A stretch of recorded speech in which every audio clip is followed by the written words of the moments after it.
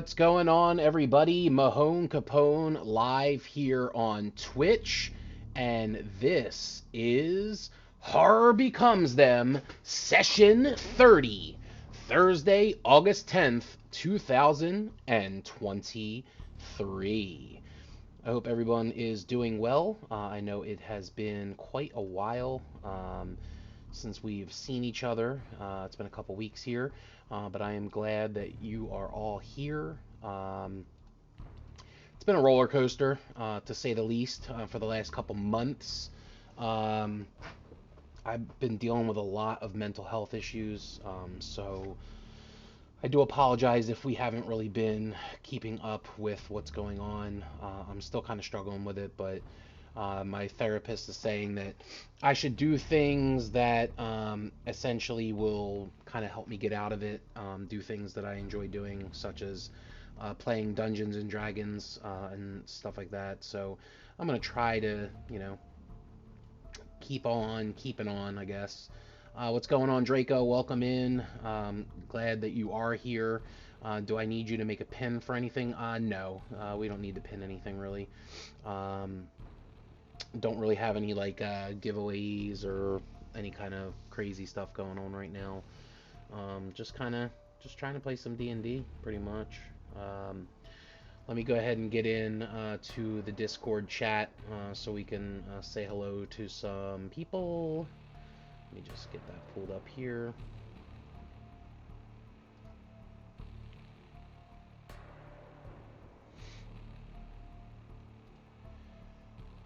I am not sure if I'm in there. It's taken forever to load. I believe I do have the voice chat open. Hello, Jade. Let's see that mic working. Oh, Hello? does it work? Mm-hmm. Yes. You sound finally. It sounds like you're like not like super close to the mic or anything, but No, I have it. I can bring it closer. there you go. I didn't Chat, want it too close because I didn't know if it would actually work or not, so I wasn't getting my hopes up. how does Jade sound, chat? Let her talk and we'll see. Start talking a bit. Fingers crossed it stays good because I don't want to buy another mic. This is my fourth one. How does she sound? Four. Does she sound good? Clear, loud, not too low? Sounds Adam fine said to he's me. going to be about 5 minutes late, which is fine because Beckett is working right now. He does DoorDash, and he said his last delivery is going to make him late. So he probably won't join us until 10:20, 10:30-ish. So, we'll kind of, we'll figure it out. Hello, Grim. Welcome in. Hey, how was your week? It was a week, I guess. It was very wet. I was talking, I think just basically to myself, and I think maybe Draco was in the chat when I first started the stream. I basically just said things have been kind of dicey here lately. That's why we haven't really been consistently playing every week, just because not only have some people had some stuff going on, but also just my mental health is just not where I would like it to be. I'm struggling mightily, if I am being honest. But my therapist said, I should try to do things that I enjoy doing, like playing D&D and some other video games, watching TV shows that I like to watch, things like that to try to kind of, work through it, I guess. But depression's a bitch, and so is anxiety and panic attacks and stuff like that. So I've been dealing with that a lot lately. So, it is what it is. Like, I want to say maybe an hour and a half before we got on here, my brain was just, basically saying, like, do you really want to play tonight? Like, and I was kind of fighting my own thoughts, but here we are. Draco said that he added 2 adorable members to the family, some kittens. And I think he may have posted maybe pictures of them, or he's getting ready to post pictures of them. Yep, he just, maybe. No, not yet. We'll see. Hello, Megan. How are you? I am alright. I felt that in my soul.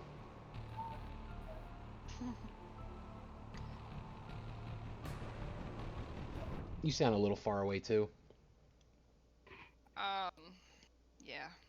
I'm a little sick at the moment. Oh, under the weather. Understood, understood. Little kittens. The left kitten's name is Boba, and the one to the right is Mochi? Moki? Mochi. Mochi? I could just. Cute. Adorable. That is my weakness. You send me cat photos, and you're immediately my friend for life because just so cute. They are too cute. Okay. Cat photos. Cat. Meow. Sweet little kitty cats. So, Grim, you were saying that you're excited to try out the new measuring tool. Is that what you said? Yeah, when I just logged into Roll20, it was like, hey, there's this new measuring tool for AoE and spells. So if you need a cone, you take it at the point of your token and then spread it out, and it'll do an actual cone shape and show you where it's at. I'm like, oh, that's cool. That is cool. It asked me if I wanted to change some kind of weird thing, like the menu, I guess, and I thought maybe once you changed it, you can like go back to like classic or something, like sometimes how they do. And I changed it and immediately was like, I don't like this, and then I couldn't figure out how to change it back, so now it's just stuck that way, I guess. Oh, they've added a bunch of stuff. I feel like every time I get on, they're like, hey, there's this new thing. And I'm like, yeah, I'm not DMing right now, so I'm not even going to look at that. Because Yeah. it's always like lighting or opening doors. I'm like, that's not for me right now. Yeah, there's like a thing here now. Where is it? I gotta see if I can even find it. No, it's not that. There was like there's some kind of light um, thing on here to where like you can choose to make it always darkness or sometimes darkness or so. I don't even know. I don't know where it went though. It like disappeared. Yeah, I think they also made it easier to do light through windows and doors. Because it used to be that you have to put borders, Yeah. and then you can shine light in. But I guess you don't have to do that, or they made it easier to do that. I don't know. Like I said, I didn't look that hard at it. I was just like, cool, they're adding stuff. So what do you think of the new measuring tool? Your feedback directly shapes the future of the VTT.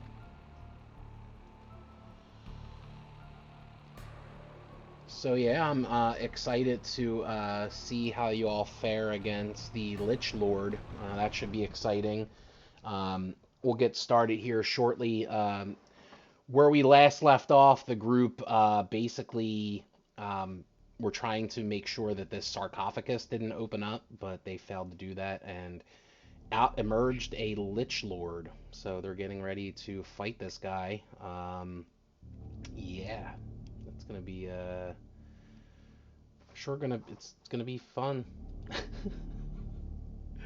I'm ready to die. Hey Gwen, welcome in. Thank you for being here. Um, Gwen is a moderator for another stream that I do. I turned my personal um, stream into a wrestling federation. It's called an EFED, and basically how that works is I have a Discord. You join, you can create a unique custom wrestler. It's not you can't choose like any active or retired wrestler from real life. You basically make your own custom wrestler, and you role play as that person. You cut promos and stuff, and then the matches. How it used to be years ago was the matches were done. There was like match writers who would basically you know, judge the promos that were done and the role playing that was done and kind of, figure out who they think should win. And then they would write the actual match, verbatim. But now it's done through WWE 2K23. We basically just have the person create their own created wrestler on WWE 2K23, or if they don't have the game, they can basically just give me a description, what they want them to look like, what kind of moves, theme music, stuff like that, and I'll create them myself. And then we have the AI fight each other, so we create the matches, and then I stream it, and we watch it, and we put up predictions, and people predict and spend their channel points and all that fun stuff. So she's a moderator for that, and she has a couple wrestlers, so it's pretty cool. So welcome in, Gwen. I appreciate you. Basically, what we are here is we are a wonderful group of adventurers who play this wonderful game called Dungeons and Dragons, and we use a platform called Roll20. And basically, our campaign is a horror supernatural. I wish I could talk. Horror supernatural suspenseful type of campaign. Set in perpetual darkness, so it's always dark, and there's goblins and ghouls and creatures and shadow monsters and all this fun kind of stuff, and we basically just try to survive. And we are on our 30th session, and we've been playing this for about a year and 1 month now. For a while there, we were doing every Thursday, but then we did miss, a handful of Thursdays here and there because of multiple different things, but we've been actively playing with each other for over a year, and it's been a fun, good old time because this group of people are wonderful, and I enjoy them very much. So if you like fantasy and things like that, or if you like Dungeons and Dragons, stick around and follow us. Hopefully you'll enjoy what you watch and what you see. But other than that, it's about 12 after. We are waiting for Adam and Beckett still. Beckett did say around 10:20-ish, so hopefully in the next about 8 minutes he'll be joining us. And then Adam hopefully will be joining us here shortly as well. The game is going to start with us battling a Lich Lord, so that is going to be a battle worth sticking around for. That's definitely certain. But yeah, what's up with everybody else? Is everybody else doing well? Pretty good. Is anybody playing Baldur's Gate? I bought it last night. Oh, enjoy it, sir. Enjoy it. Yeah, I do workarounds with certain things, so sometimes if I feel that I don't have, 50, 60, 70 bucks to kind of dish out all in one shot because of, having bills and children and all that fun stuff that you all know about. What I do is I use this program called Klarna, Klarna. They're not a sponsor, but that'd be cool if they were. And basically what it does, it takes the total amount that you're about to spend and breaks it into 4 bi-weekly payments, which is actually kind of cool. So what I did was I used that to buy $70 worth of Steam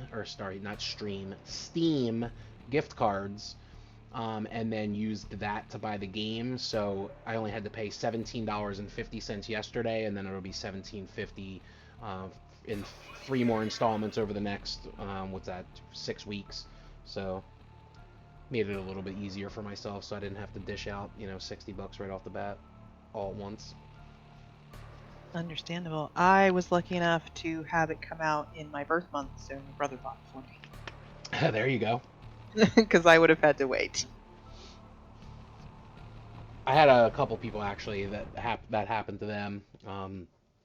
They were like, "Oh, you getting Baldur's Gate?" And I was like, I'm not sure. I was kind of like hemming and hawing just because I wasn't sure if I wanted to, spend the money at that point in time. And a couple people were like, "Oh, luckily, my birthday is coming up," and it was kind of like a happy birthday present from X, Y, or Z. So I was like, "Oh, well, that's cool." Yeah, always nice when that works out. I feel like last year another horror game came out, and my brother bought that for me too. I was like, "Oh yay!"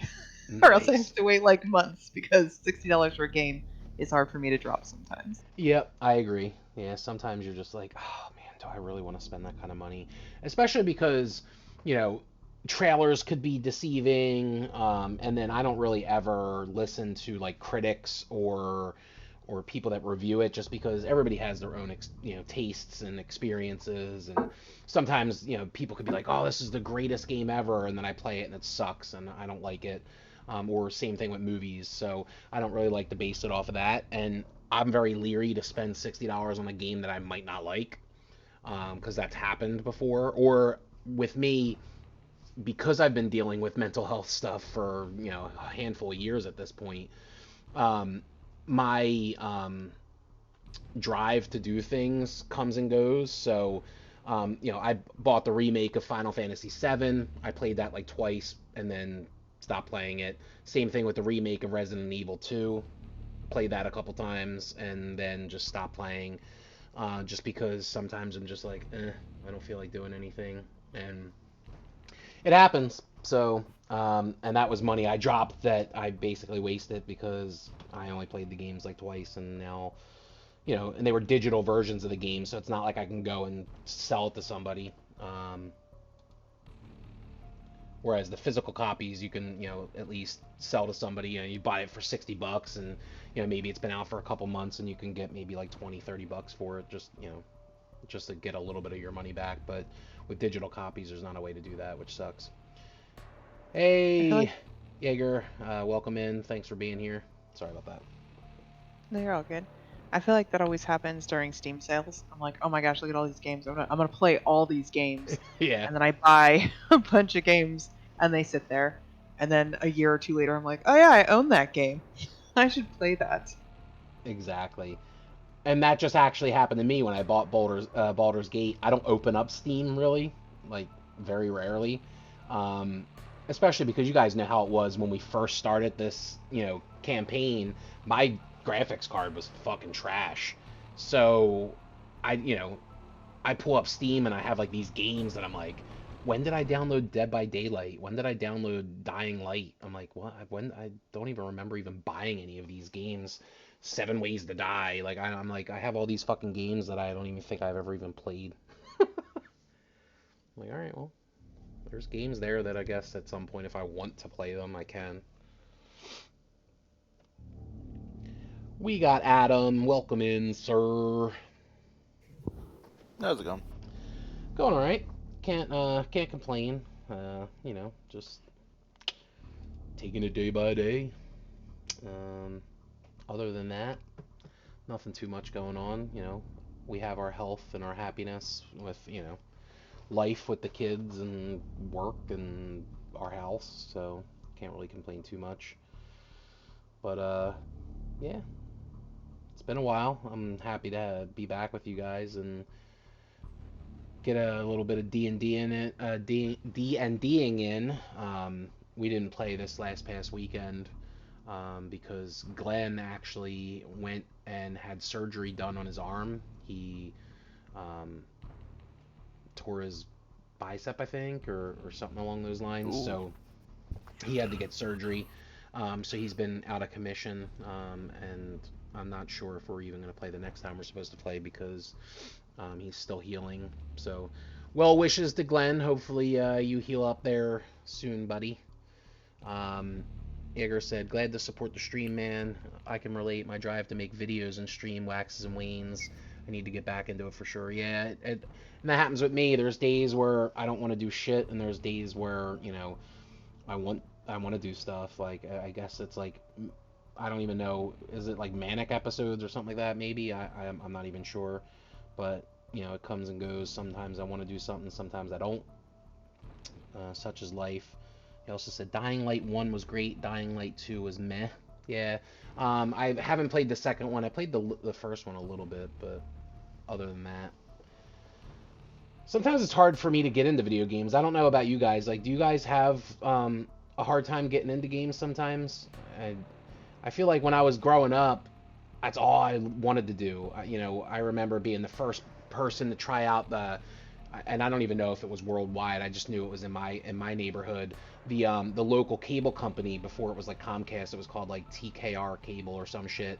And they had this thing called Sega TV, and it was basically how Steam is, where like, but it was just all Sega games, and for like a monthly fee, you could play like basically any Sega game that was available to you. So I played that all the time. I had, Nintendo, PS1, PS2. I loved playing video games, and then it's just like as I got older, it just, I don't know, just I have a hard time getting into them sometimes. Anybody else have that issue? Yeah, I have that issue trying to get into a lot of games nowadays. It's just kind of I pick them up and I'm like, later, and I just put them down and just forget I even have them. I usually want to play them, but I have younger kids, so when I'm when you're in it, you want to be in it, right? And then my kids are like, "Mom, are you gonna do this? Mom, can we do this? Mom, can we do that?" And I'm like, "Oh, I can't be mad at you for interrupting my game. I have to just turn it off." And then it's hard to pick back up. And then I'm one of those people like Ori, the second Ori, I played that for like 2 days straight, and then put it down for a week and forgot how to play the game. Like, forgot where I was, forgot what my power-ups were, and then going back to it, I'm like, it's so difficult to go back to, but I don't want to start over.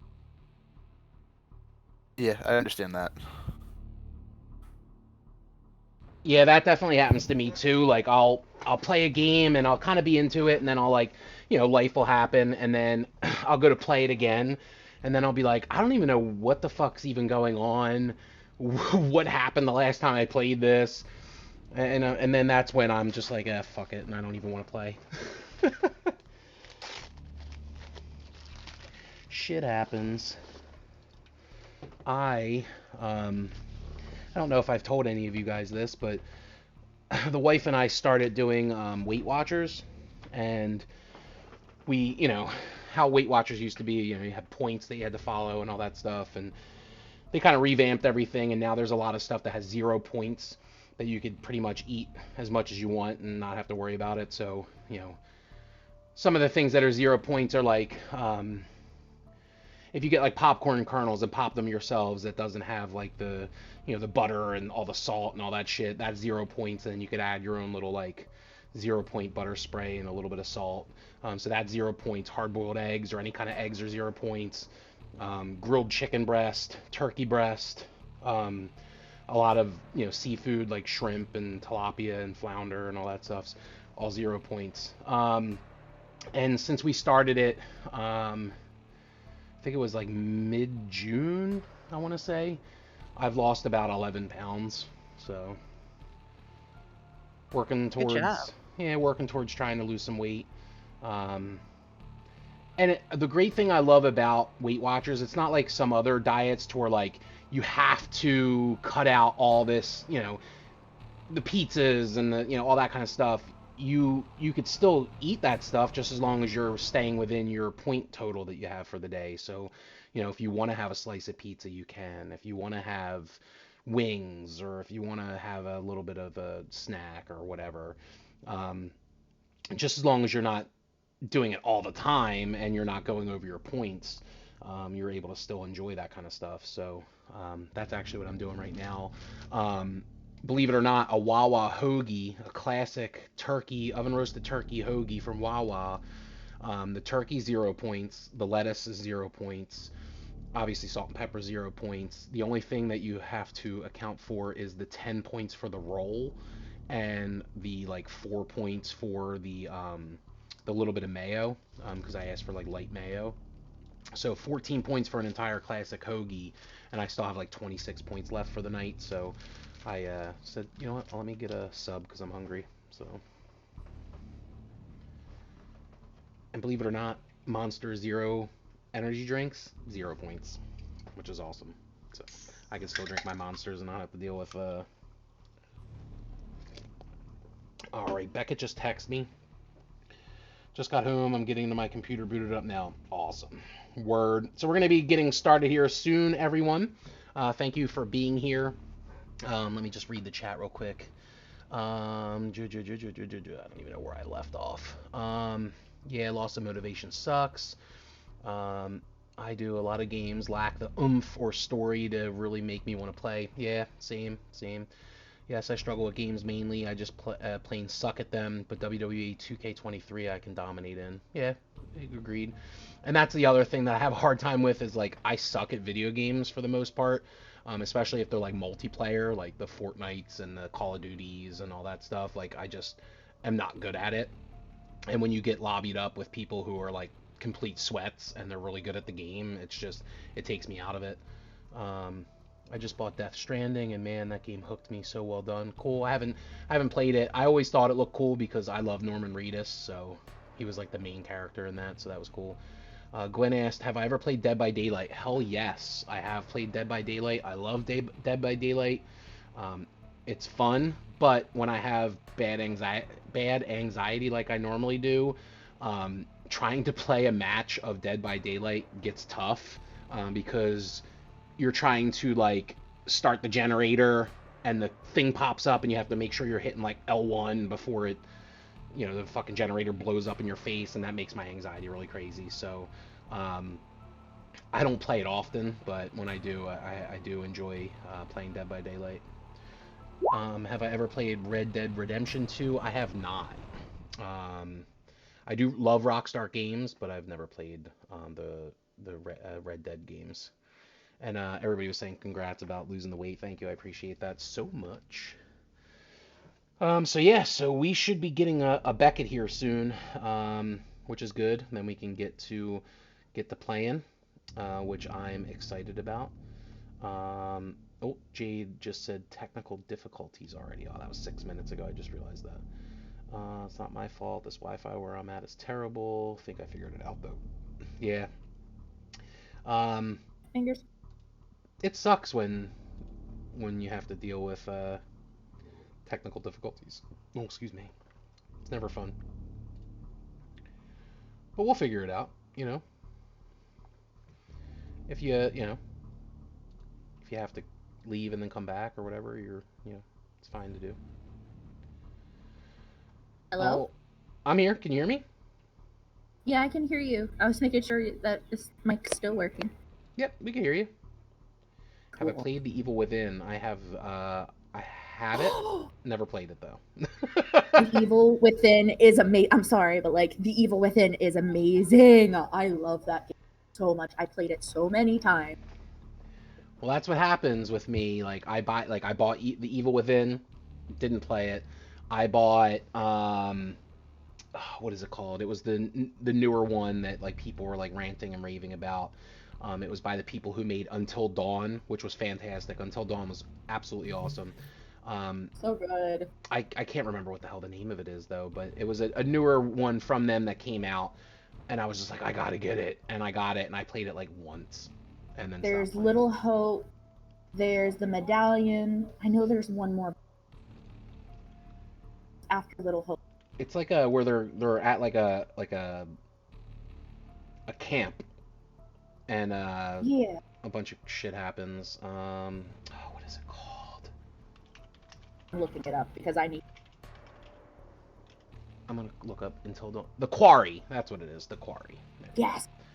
Um, the video graphics on it are fucking phenomenal. Like it's amazing. The cutscenes and everything. It's like uber realistic. But I don't know. I like those games where it gives you like the options, because it reminds me of playing D&D where you can choose what to say to the person. It's not just like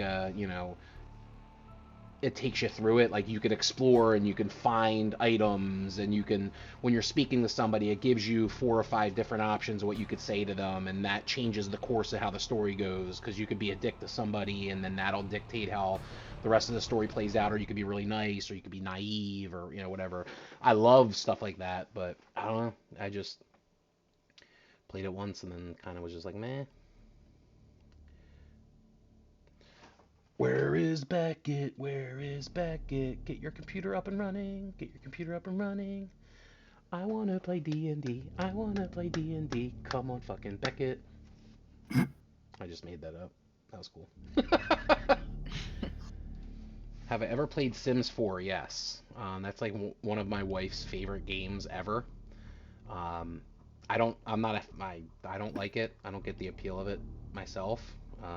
But I'll sit there and watch her play it, and she'll do like the ugly to beautiful challenge or some shit where she'll make like a really super ugly sim, and then she has sex with a bunch of people and has a bunch of kids so they can, screw the ugly out, I guess.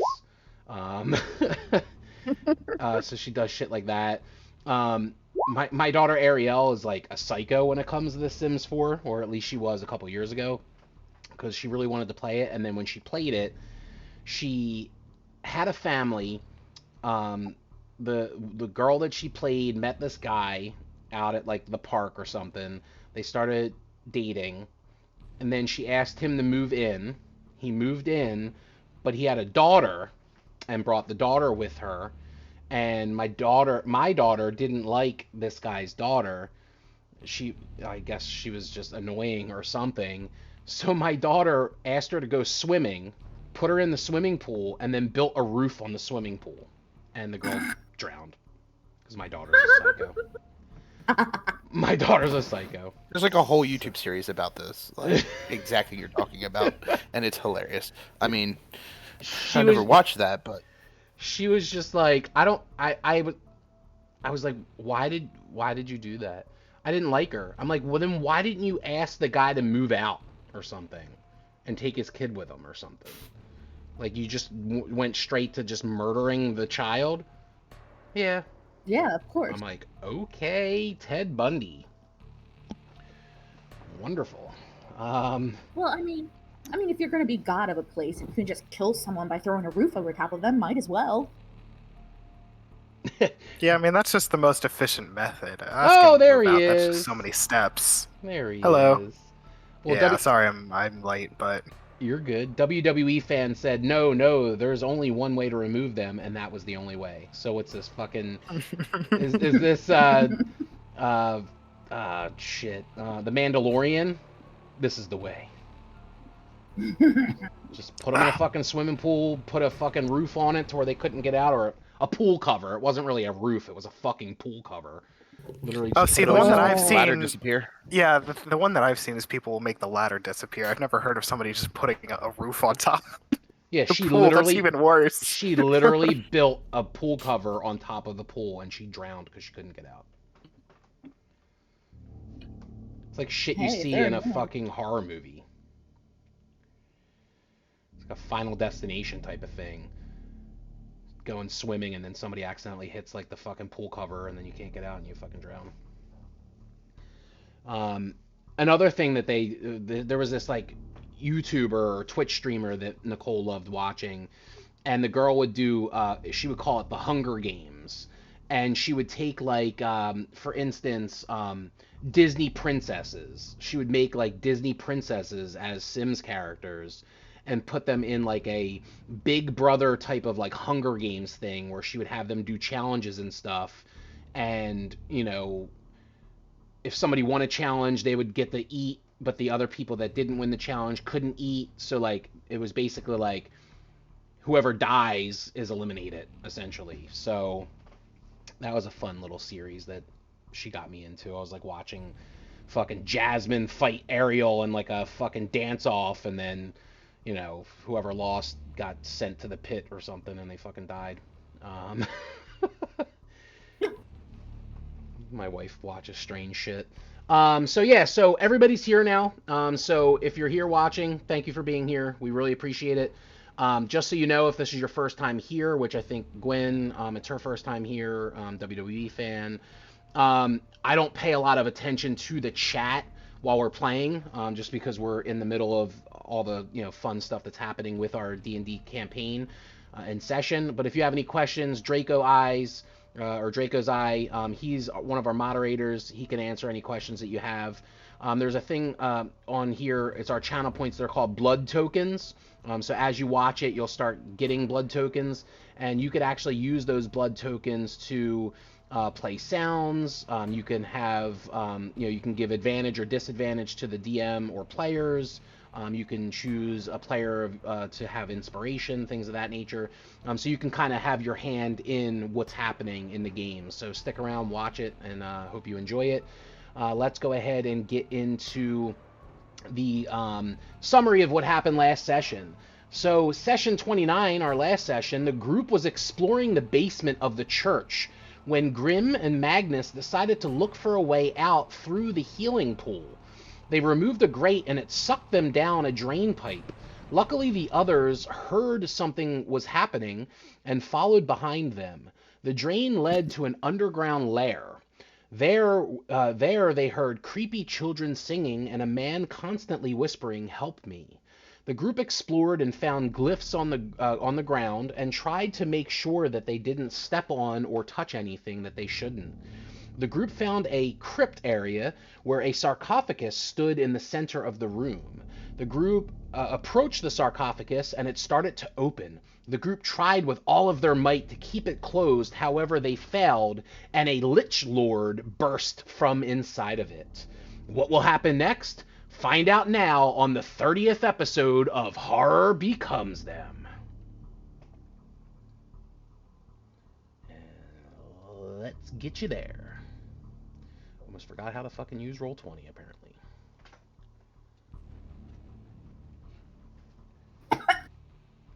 Don't die, Jade.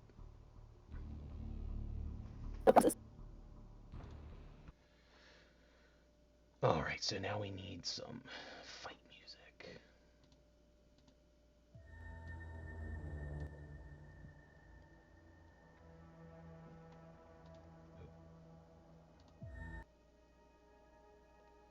Where's the cool one that I like listening to? We'll just play this one. All right. Is it up on everybody's screen there? Yes. All right. Yes. So we need to go ahead. I need everybody to click on their token and roll initiative.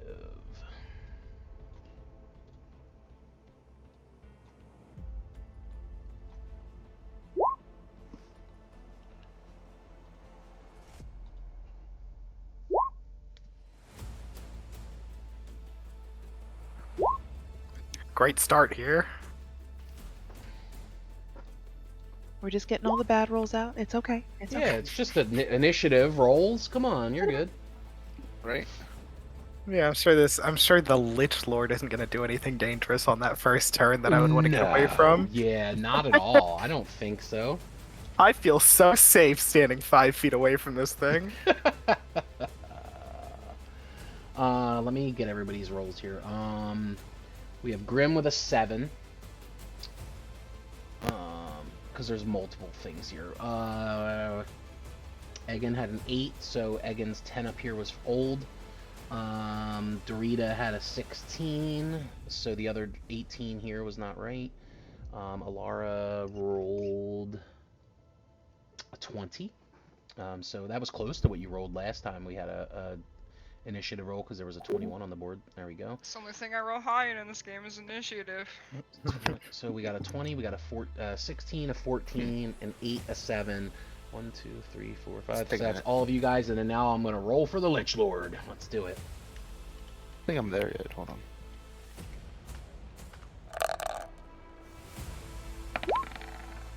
Yeah, there you go. I don't want to be first.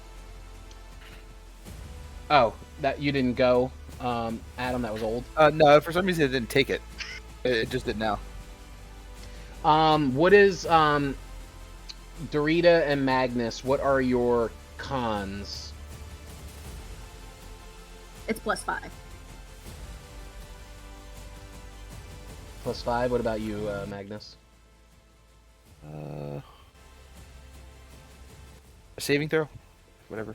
No. What is like on your character sheet on the left hand side? You know how it has like the stats of strength, constitution, all that stuff. What's the plus number in your sheet? +3. +3. All right, so Dorita's gonna go first. So we got Alara, Dorita, Magnus, then Egan, then Grim, and then the Lich Lord. Let me pull up and see if he gets anything added to his initiative.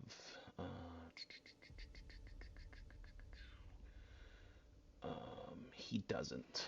So he rolled a straight up 16. So he's tied with Dorita and Magnus. Let me see what his con is. He has a +3.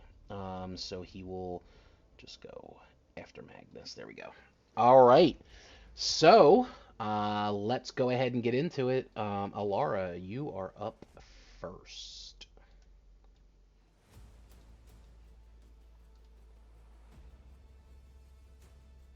this is unfortunate, guys. I wasn't expecting to go first. Every time we have initiative, listen. Come on, guys, you need to roll more, roll higher. Roll high. I need to roll lower. I need to get rid of the shield so I don't have advantage on initiative. You can give it to me.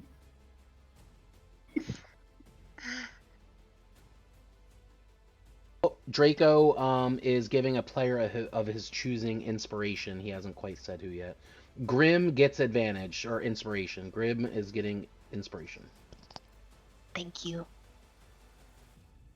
Guess I don't know. I'm just gonna guiding bolt it right now. All right.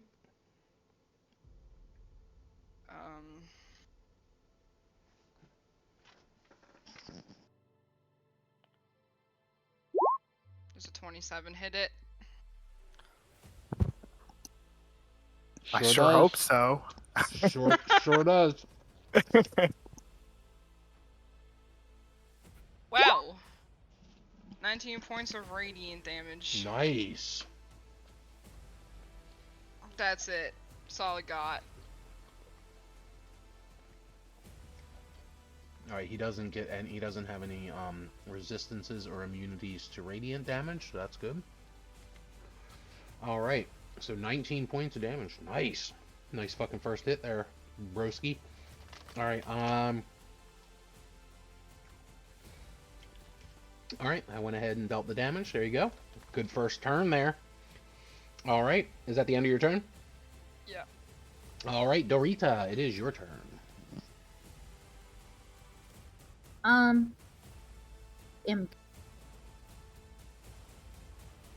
Use a cantrip called Poison Spray. I don't know what else to do.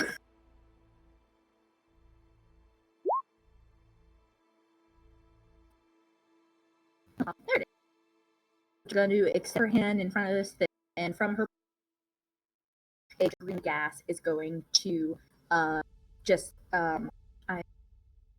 help.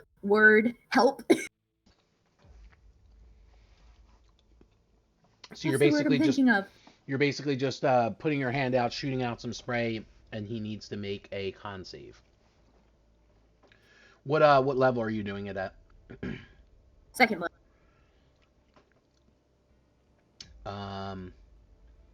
Oh wait, I misread that. What? I meant your character's level. You're over a 5th level, but you're under 11th level, so it's 2d12 if I fail. All right, let me go ahead and roll. Let me roll. GM roll.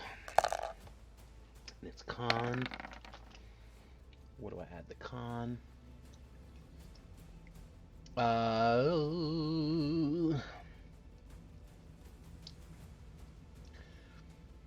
So that would be a 13 plus 3 is a 16. Damn it! It's a 14 hit. It's what?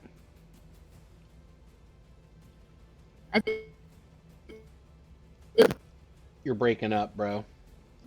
Hello?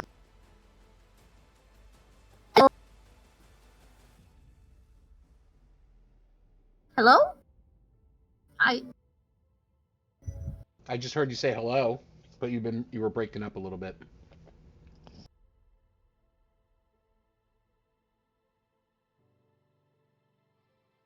I think you said that he succeeded, so nothing happens.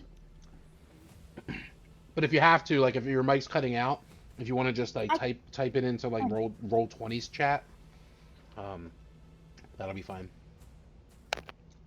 Can you hear me now? Yes. Yes. Okay, cool. I couldn't hear you guys for like 5 minutes, and I had no idea what was going on anymore. What did you roll? You said 16, it was right? 13 plus 3, which is a 16, so he succeeded? He succeeded. It was a 14 he had to read. Okay. Alright, so nothing happens, and is that the end of your turn?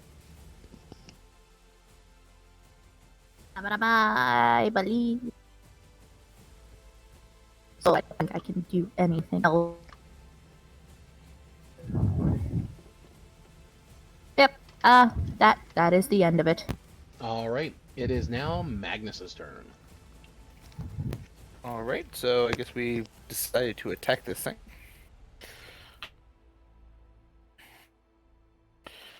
Oh, he's gonna go ahead and get a hack and slash. And I don't know if it's 17 hits. 17 does not hit. Oh, well, I gotta. Let's see. I do get a second attack, so we'll just go ahead and swing for the hills again, and roll the same thing. Great. That's my turn. All right. It is now Dralnu, the Lich Lord's turn. He's going to use his great sword called the Bone Carver. He makes multi-attacks. Let's see.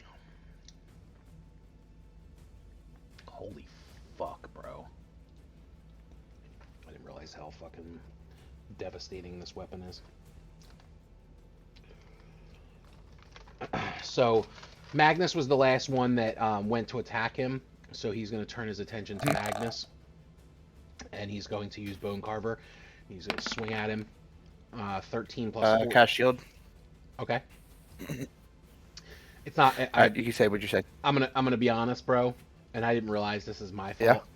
Yeah. His plus to his his Bone Carver sword is like crazy. It's plus 14. Okay. Oh, I'm dead. Got it. So. What? 27 hit. Oh, actually, it doesn't. 27 does not hit. 27 does not hit. Oh, nice. All right. He's going to attack again. So he goes. Shield. He's got the Bone Carver out. He goes, swings it across. Just in the nick of time, you cast shield. It deflects off of the shield, and the Lich Lord is completely flabbergasted. He swings it back around. He's going to try to hit you again. And Shield's still active, so. Word. Dirty 20 does not hit as well. So. Nope. Magnus pulls his shield out and completely blocks both of these shots from the Lich Lord, Dralnu, and he is incensed at this point. He's just like, and that's the end of his turn. It is now Egan's turn.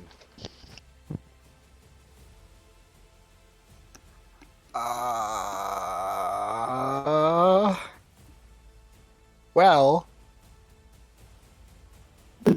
would I take an attack of opportunity if I moved away from this distance? From where you're at, I would say no. No? Okay, Yeah, I'm gonna get off this platform then. Is this just a ledge? How high up is this ledge? It was like 10 feet. Yeah, alright, yeah, I'm just gonna jump off the ledge then. Did you look where you were going before you jumped off? Yeah. Are you sure about that?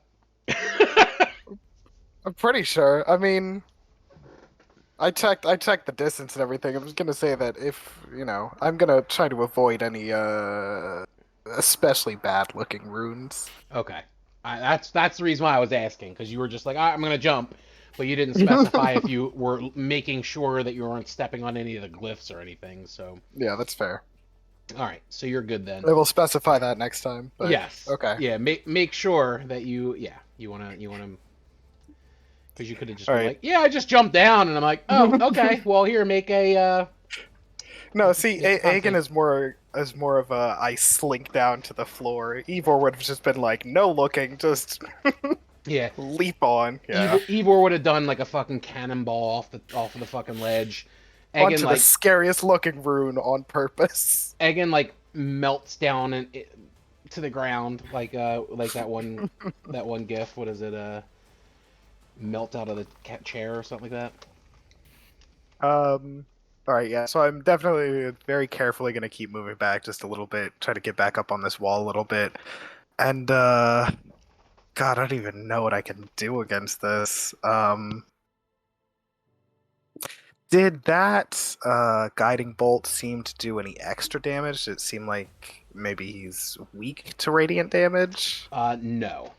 No? Okay.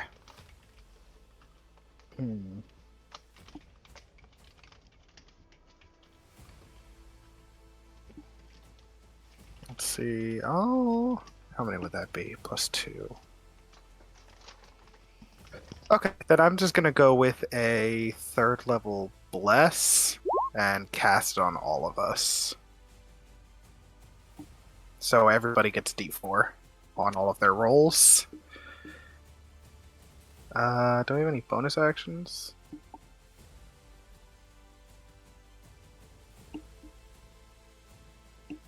You said all of us, but this says, what, Yeah, I what you cast it said 3rd third level. level? Oh, okay. So Yeah. you get additional 2. Okay, word. Yep. Cool. And I don't think that I can do anything fun with my bonus action, except for creating a quill, but I don't think I need that right now. Okay. Yeah, that'll be my turn then. All right, it is now Grimm's turn. And don't forget you have advantage.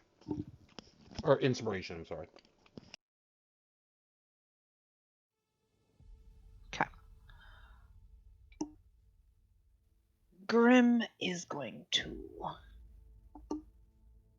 run this way, staying inside the attack zone. Gonna look at Alara, and then look back at this evil, this really large evil thing. He's gonna roll up his sleeves, spit in his hands, rub it together, and then blow all his spit away and cast Wall of Fire, and I'll make a ring around him. Nice. All right.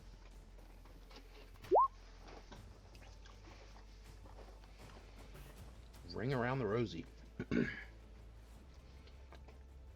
So he has to make a deck save. Correct. All right, let's try that. Let's see.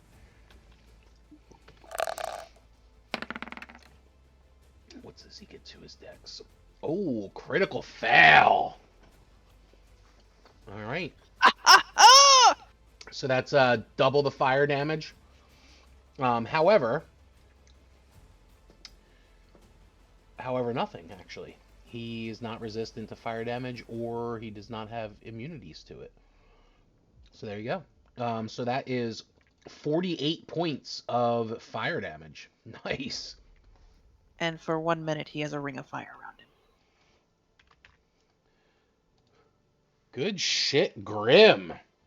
Grim coming in with the fucking the fire. I'll put it Is- up and read it because it does some stuff. You doing that measuring thing so we could see like a ring of fire? Oh, or- let's see. Let's see how this works. I don't even know how to use the new measuring tool. I'm gonna be honest. Yeah, I'm not even sure either. I didn't really read into it. I'll look it up. I'll look it up next time. Sorry.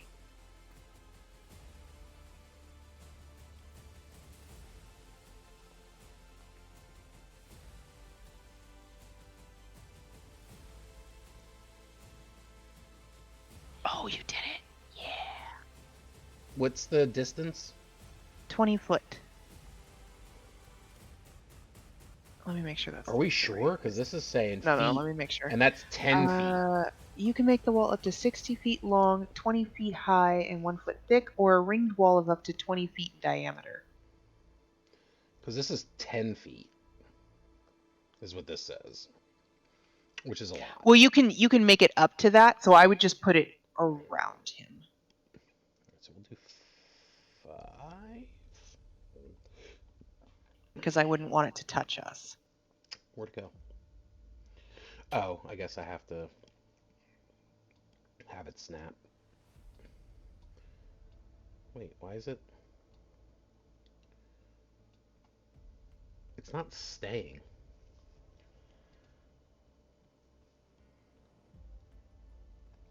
Does it just measure that area, but it doesn't actually like Yeah, I think it just measures.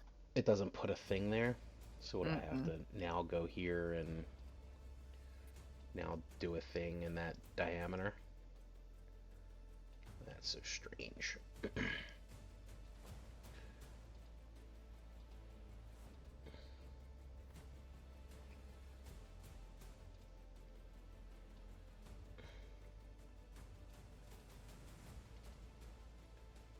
I don't even know. I'm trying to do this thing and I don't even know what the hell I'm doing.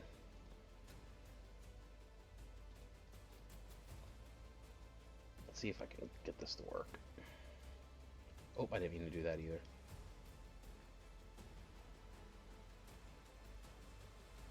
Oop, I didn't want to fill it in. It also didn't work. Sorry, guys. I just wanted it to look cool, but I'm failing at it.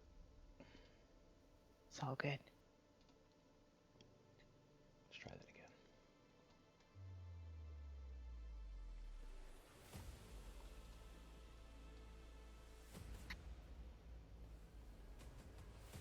There we go.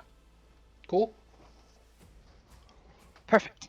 All right. 20 feet high. Whoop whoop. Cool. Okay, so is that the end of Grimm's turn? He's gonna look at Alara and go, and that will end his turn. All right, it is now Alara's turn. Does that mean Magnus and Alara are both in that circle?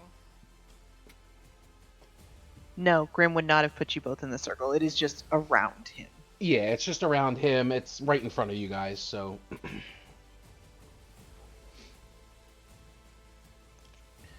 Now, when it comes to the circle, can your friends like cast stuff through it? All right, hold on.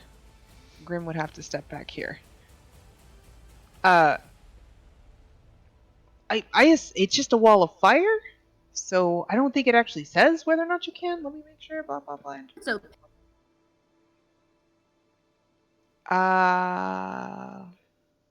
But when you cast spell, Yeah, I mean, it doesn't really specify. It says doesn't that say, it's yeah, so I opaque. guess It's it's up to you. opaque, so you could see through it, essentially.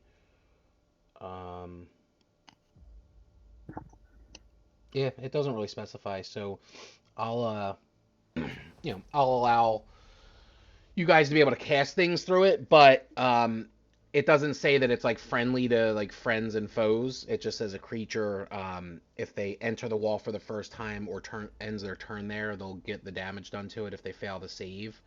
So correct. I wouldn't say what I would say is if Alara or Magnus try to like attack him like melee range with like a sword or something, then you'll have to roll that save. But if you want to cast shit through it, I'll allow you to do like firebolt through it or something like that. But in order to be able to get into melee range, you'd have to cross into the fire. So. Oh, so it says one side of the wall selected by you when you cast a spell deals the damage. So only the inside of the wall. Okay, so the does inside of the damage. wall. Okay, so. So as long as they're not in the wall when they finish their turn and they've stepped back out of the wall, they should be fine. Okay. Okay. Sounds good. All right, Alara, what you got? Since he's in the wall of fire, I'm gonna move 30 feet back. Do I see anything on the ground in front of me? Like a real quick glance, I guess. Down here in this area? Yep. You see the floor, how it looked in that one spot that broke and you fell and you then swooped back up. Remember that? Uh-huh. Yeah. So you see the ground look similar to that, to where like if you're not careful, potentially ouchie.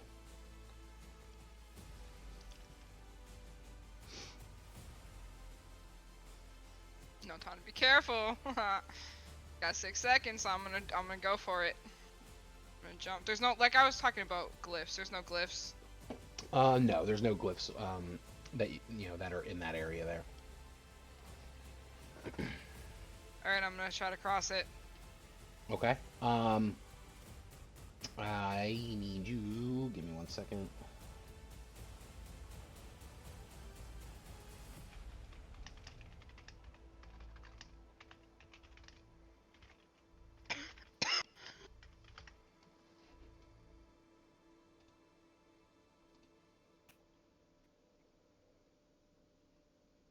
I need you to make a dexterity saving throw, please. Okay.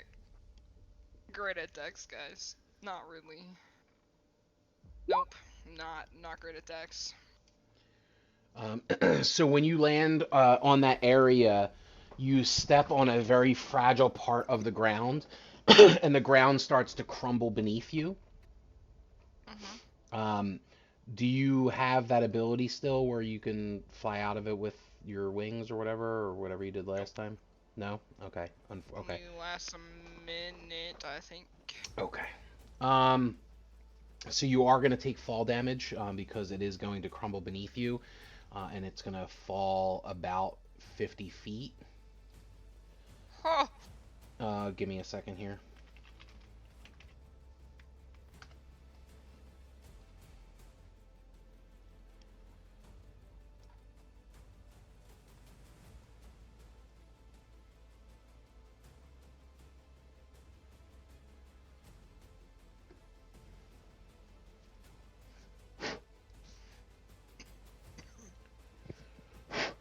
All right, so since it's 50 feet, that's going to be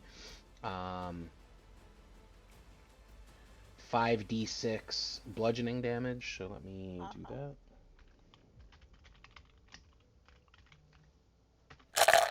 well, So hey, I just made my turns a whole lot easier, guys. I'm just chilling in a hole now. all right, so Alara is going to take 20 points of bludgeoning damage, and she's going to land prone.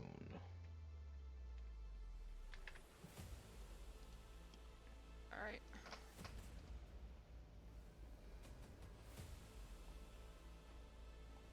And I'm going to put that on you as you being prone.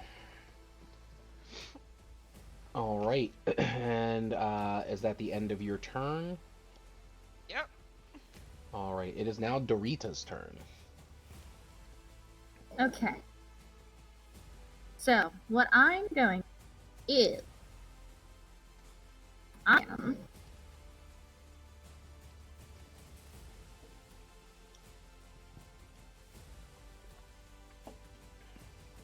I'm gonna summon Dale.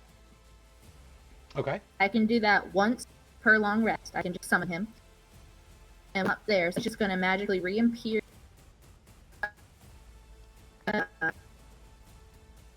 You're cutting out Let's again. see. I'm going to summon Dale, and he's gonna be right behind me Okay. on the step. Get his token out.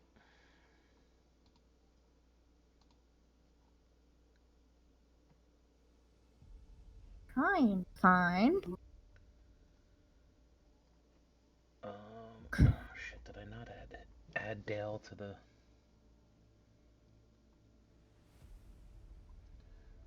What did we have Dale's token look like? I can't remember. A green drake with wings. What was the lizard in the suit? What fucking token was that? I can't remember. That's Lizzie. I can summon beasts. And that is the picture you chose. I know, I couldn't remember what the hell. Alright, hold on, give me 1 second, because I have to go and find... There he is, there's Dale. Copy. There we go. Found him.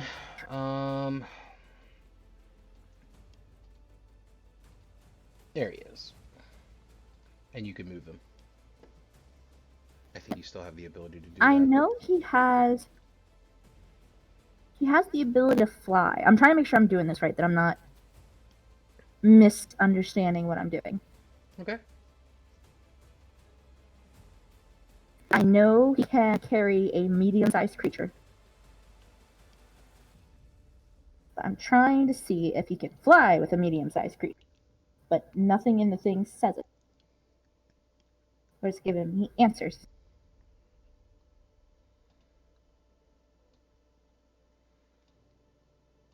But I know here. What are all these arrows? So I remember reading it and I was like, oh, well, I can ride Dale. That's so cool.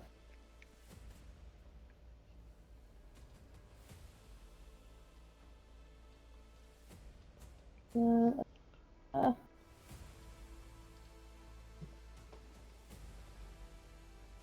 This music's so epic. so I have no idea. Because I can't find it, I am going to ask for DM's discretion. I cannot find anything in my notes. What type of creature is he? Is he a large creature, a monstrosity? What is his description on the character type?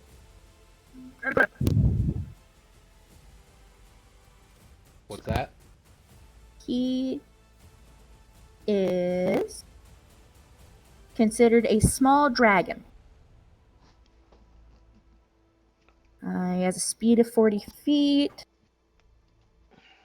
What's the name of the thing that you do? Like, what is this spell or It's a Drake Warden feature. Drake? It's called Drake Companion. Okay, Drake Companion. Let me pull it up real quick. I know it's cutting it that once I hit a certain level, he gains wings. Oh, that's cool, but I can't find where I saved that note. So And okay, My so this is- computer hates me. So So Drake Companion, it's a small dragon. Armor class is 14 plus PB, whatever that is. oh, I found it. Okay, I found it. It's a 7th level Drake Warden feature. It's the bond I share with him. When I summon my Drake, it grows wings on its back and gains a flying speed equal to its walking speed. When my Drake is summoned, I gain the following benefits. It grows to medium size, so it is medium size. I can use as a mount if I'm medium or smaller. Okay, so while I am riding him, he can't use the flying of this feature. Okay, good to know. I knew it was somewhere. Okay. Okay, so Cool. what I'm reading about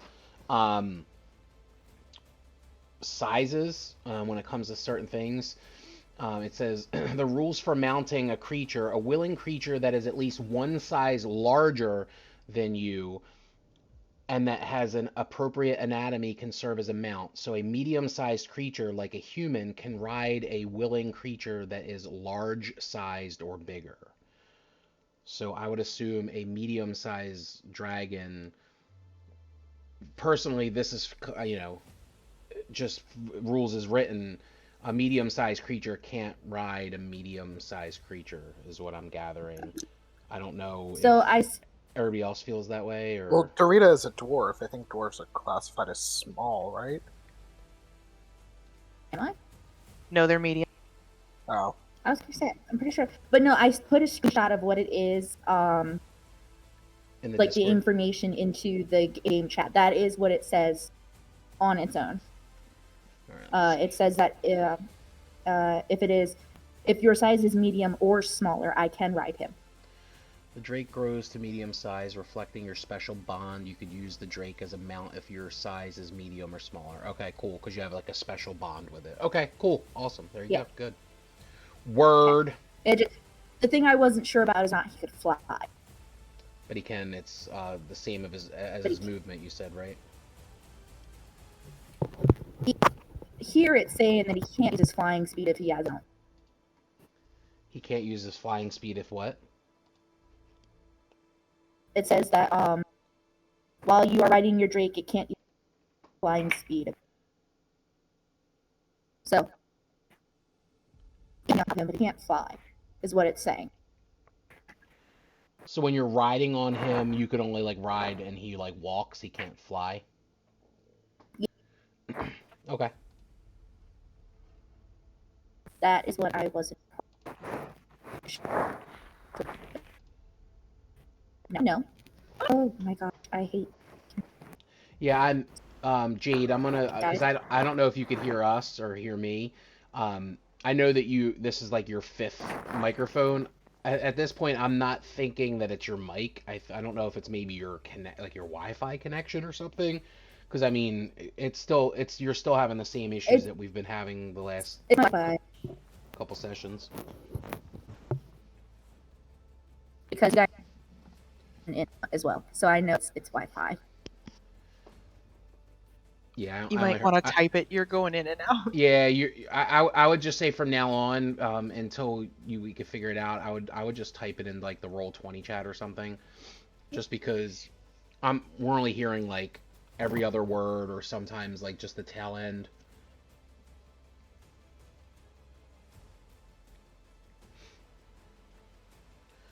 And I know that's probably a pain, and I'm sorry that you have to deal with all that shit.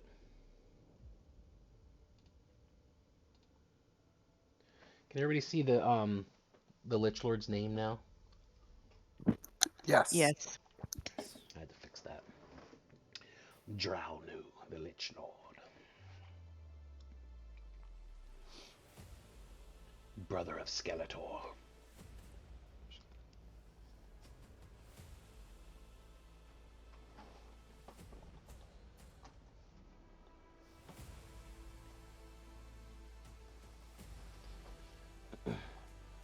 Did Roll20 do this itself? It has like a square that has like an arrow going to it that says like Egan and it says 30 feet, and then like there's one that says Jade and the same thing, and then there's one that says Grim.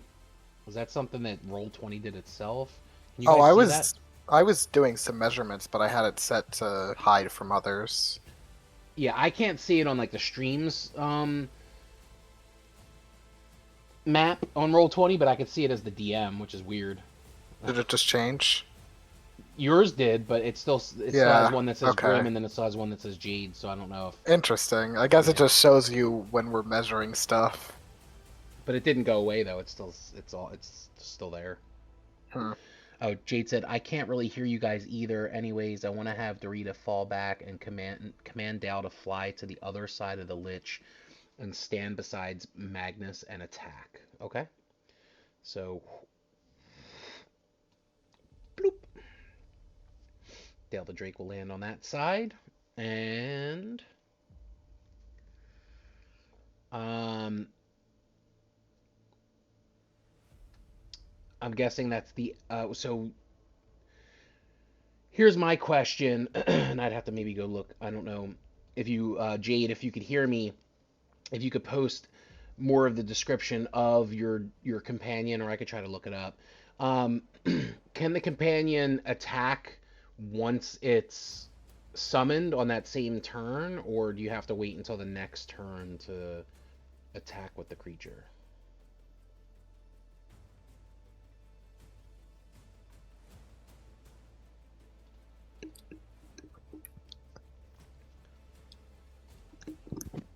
Hello?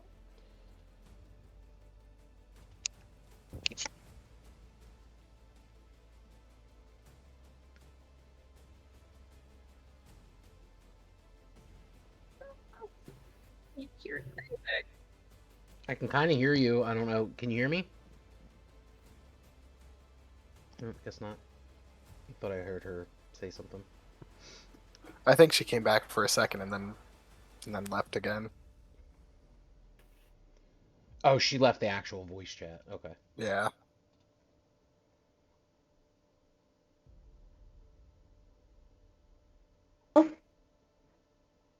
We heard oh. Yeah, I heard.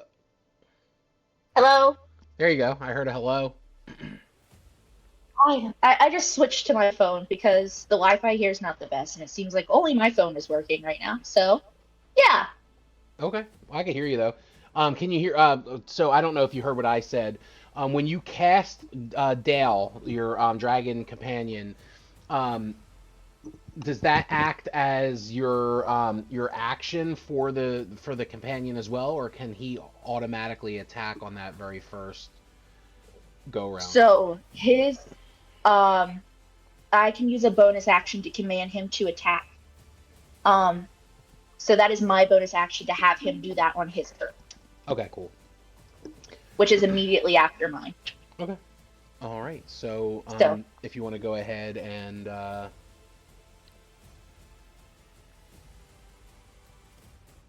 forgot what my movement speed is. Hold on. I'm struggling over here. Don't mind me. I am just I'm gonna add Dale the Drake to the turn order so I have it like so I can remember and you can remember. So he's Cool. there and he'll go right after you. Yes. Oh, I didn't do that. Try to measure. 10, 15. So she's gonna try to carefully walk back towards the door, avoiding the ruin that I know for a fact is right there. That would suck the life out of me. Mm-hmm. Like, I remember this. I know for a fact it's there because I just barely missed it last time. So she's Ah. going to be extremely cautious in going over it.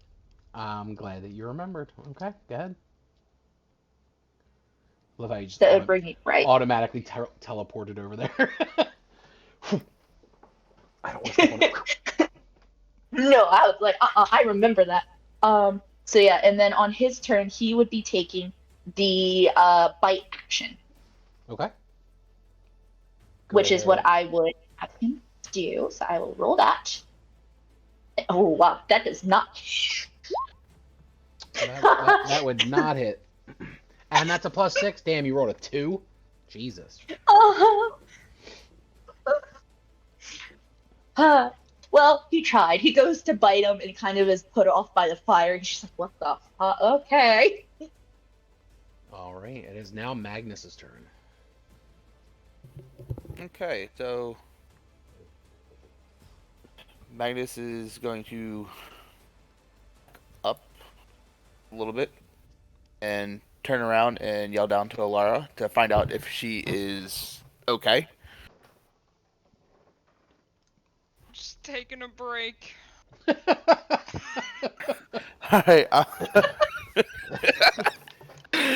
alright, well, I'll be down there to get you in a little bit. I'm gonna try to deal with this lich, so hang tight. Not going And anywhere. he's gonna yep. He's gonna turn around and cast once my sheet comes back up. He's going to cast Scorching Ray. All right, 17 is not going to hit. You'll get a D4 to add to that. Oh. All your rolls get Okay. a D4 with Bless. Word. So So you don't even have to roll it. That'll hit because even with a 1, if you roll a 1, it'll be 18, and that meets it, beats it. So go ahead and Okay. So I create 3 of them. So it's 5 points of damage. 2d6. Yeah.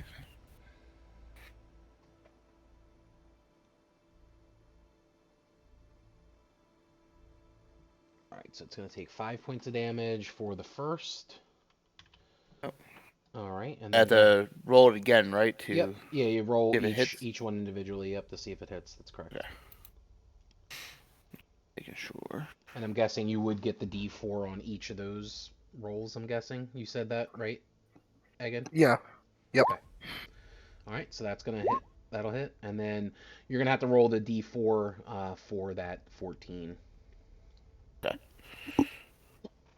Get a 4. That's 9 and Okay. 4. All right, so 4 and 14 is 18, so that meets it. So go ahead and roll the damage one last time. All right, another 6 points of So damage. yeah. All right, Yeah, awesome. 21 points of damage. There we go. And yeah, and 1 second. Let me just make sure it's all.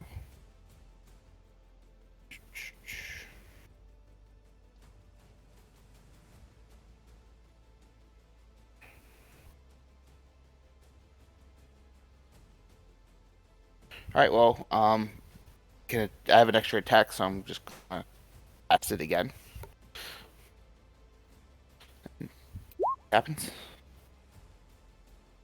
So a 13 will Team's not gonna hit, miss. and even if you do the D4, that would Yep. also miss. So That's not gonna It's hit. gonna miss. And that way. You have to roll the d4. Yep. You need a 3 or higher on the d4. Gonna get that.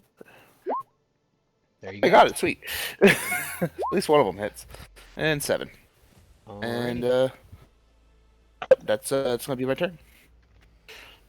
All right. It is now the Lich Lord's turn.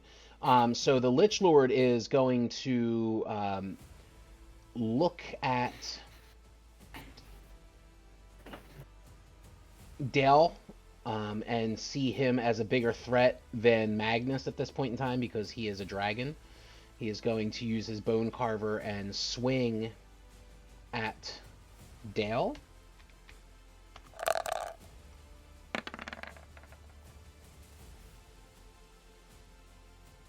Does a 16 hit? Hold on. It does not. All right, so he goes to swing. Dale kind of swoops out of his way, and then he's going to come back around and try to hit Dale again. Does a 31 hit? Yes, a 31 hit. All right. No. What did you do? Grim points a finger and goes, no! And he has to re-roll, and I'm going to give the advantage to the Drake. Okay, so hold on. So what? Let me see what happens here. I love Grim.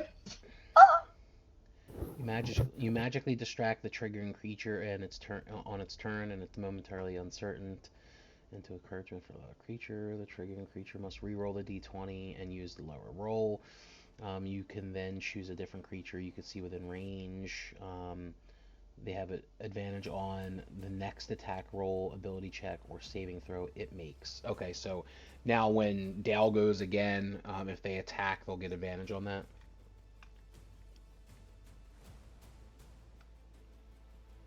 Grim. Yes. Okay. Or on a saving throw or ability check, like if he gets hit or something. Okay, cool. All right, so here's the re-roll, and 14 plus 14 is a 28. Does a 28 hit? Yeah. Damn it. All right.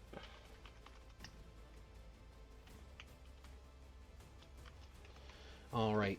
So the slashing damage for the Bone Carver is 3d6 plus 14 slashing damage.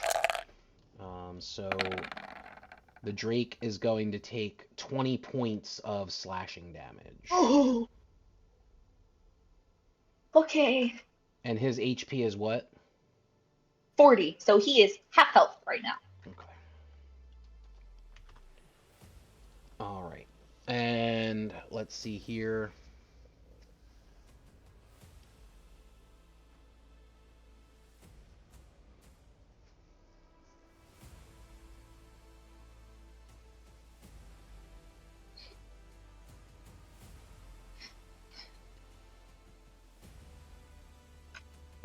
He is also going to use a bonus action to use a cantrip.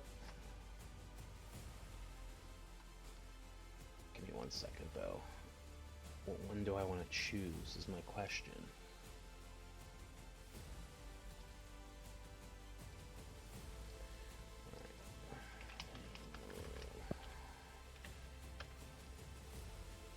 He's going to cast... What the actual fuck? My computer's like acting all crazy.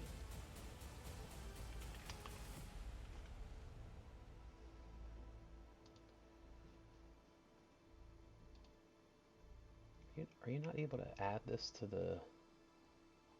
How do you guys normally add the spell or whatever to the chat?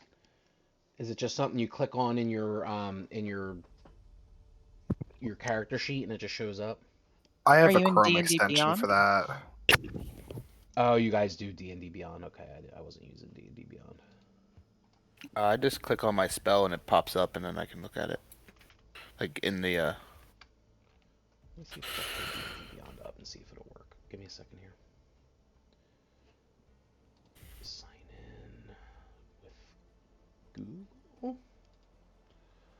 think. There we go. And then there we go. And then what do I click on to send it though?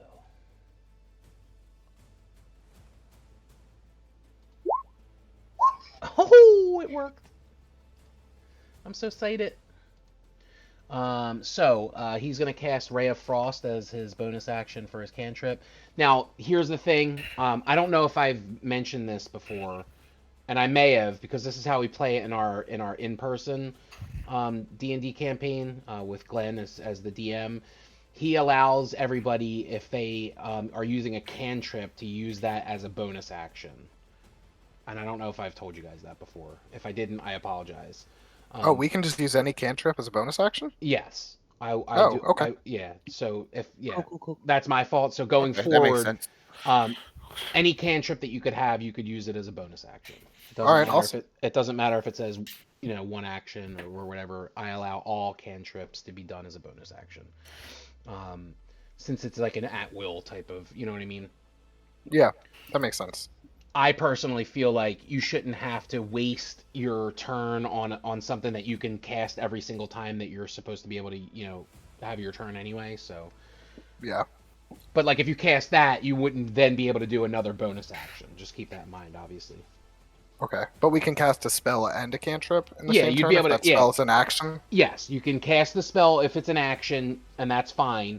And then your cantrip is a bonus action. But then if you have something else that's a bonus action, you'd have to wait until the next, your next go around. Okay. Can we do vice versa? Can we do a action cantrip and then a bonus action spell if the spell is a bonus action? Yeah. So if Okay, you all right. if you have a spell that's a bonus action and you want to use that, and then you want to use your action to cast the cantrip, that's fine. Okay, cool. But you can't cast a spell that is an action spell as a bonus action, if that makes sense, if it's a spell. All right. You know what I mean? Yeah. Okay. So he's going to do a Ray of Frost to Dale. A frigid beam of blue-white light streaks towards a creature within range. Make a ranged spell attack against the creature. On a hit, it takes 1d8 cold damage.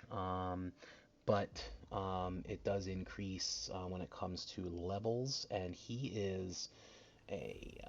what level is this motherfucker?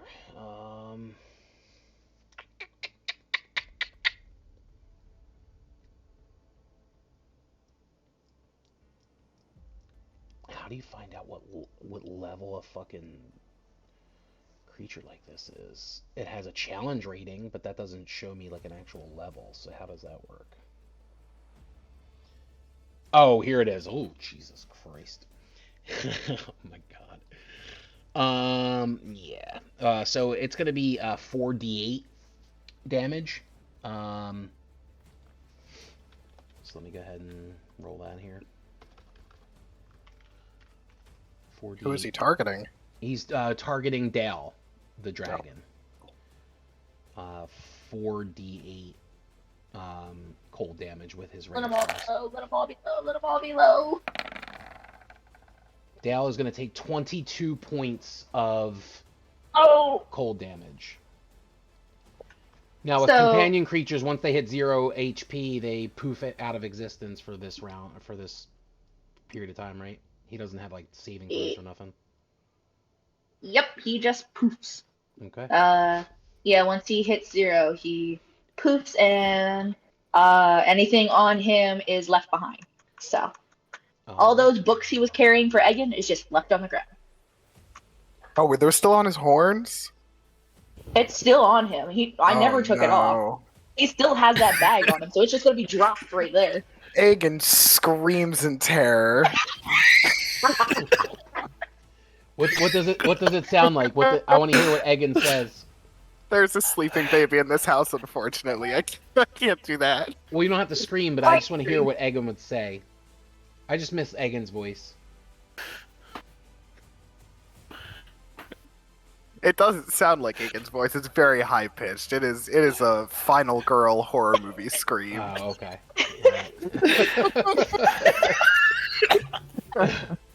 I have to hold on. You guys got to give me a second here. Hold on.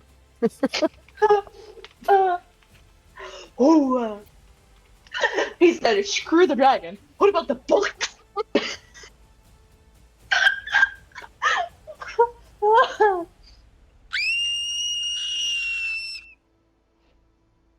I was looking up some stuff, so it does look like I can choose what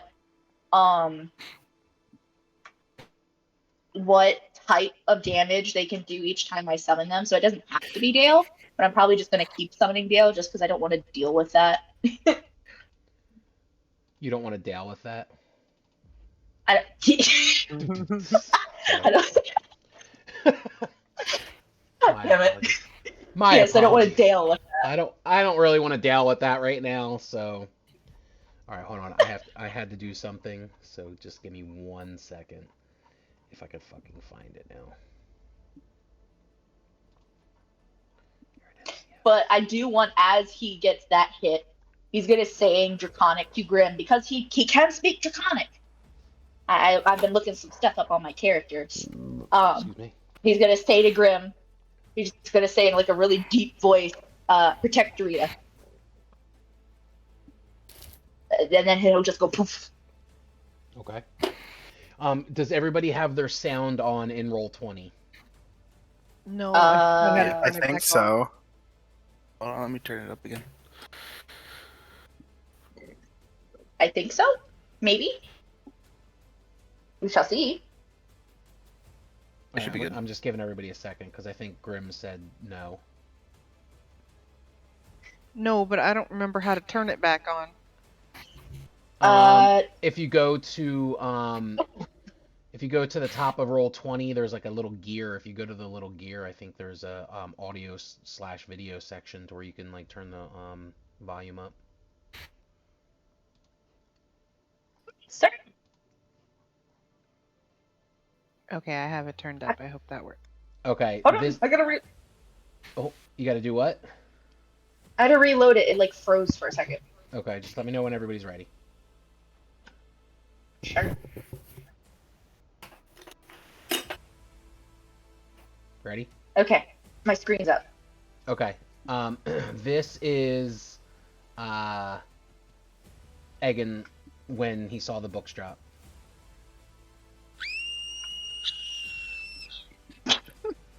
Exactly. There you go.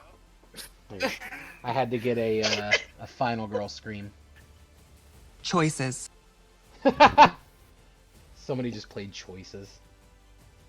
I Draco did. Draco played the Choices soundbite. Nice. All right. So that is the end of the Lich Lord's turn. It is now Egan's turn. So in horror, he sees the books drop and Dal getting poofed out of existence. So, a little enraged. First, I can cast my bonus action first, right? Sure. Then I'm gonna cast the Mind Sliver cantrip. That is a 16 saving throw, intelligence saving throw. Intelligence saving throw? Yes. Oh, it rolled. I accidentally rolled the damage, but That's okay. Which is good because the Lich Lord's highest plus is the intelligence. I figured.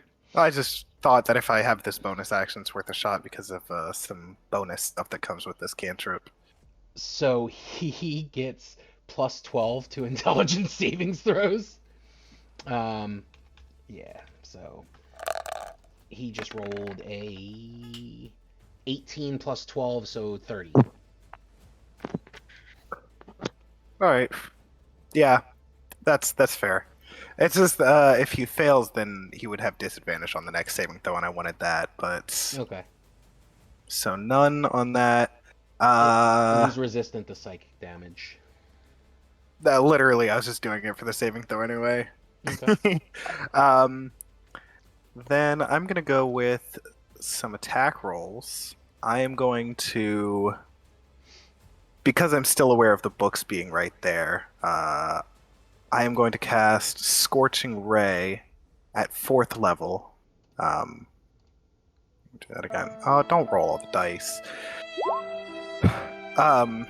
Scorching Ray at 4th level, but as he's summoning these 4 bolts, since I'm casting it up at 3rd level, he kind of flips through his book and summons out these 4 like balls of fire that look like they're about to blast off. But before they do, he flips over to another page and kind of reaches in to his book as if he's like reaching into like a seasoning jar or something, and he pulls out a little mote of light and kind of like flicks it into each of the 4 balls, and they turn into doing radiant damage. So I'm going to roll all of my d20 for that, for those 4 attacks. Okay. That's 18, 23, 27, and 18. All 4 hit. All right, so that'll be 8d8. Per hit or total? Total. Nice. Figure it's probably easiest just to... Oh, God, all right, that's 32 radiant damage. That's still pretty good even with the 2 ones. Yeah. All right. And then with my movement, because I feel like I've probably pissed him off, I'm gonna go... I'm gonna gently walk over here, avoiding any runes. I want to take a peek in this door. Is this open? Is it ajar? It's not a jar, it's a can. But no. Just kidding. The door is closed and it's locked. All right. Well, then, gonna keep moving. Then I'm gonna use all 30 of my feet of movement. Let's see. I think that was 20. Okay. Then I'm gonna use another.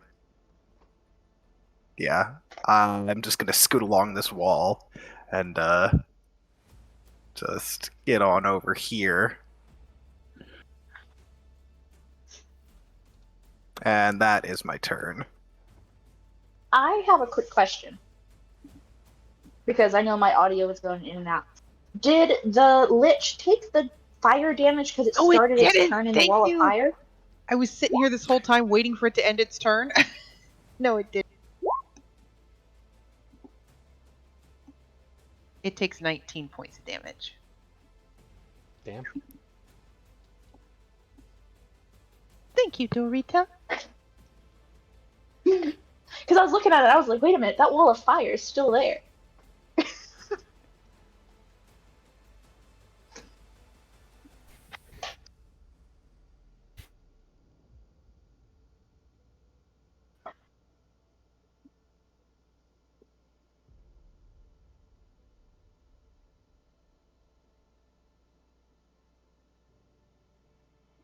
Hello? Hold on. Give me 1 second. Oh, okay. Yeah, I'm sorry.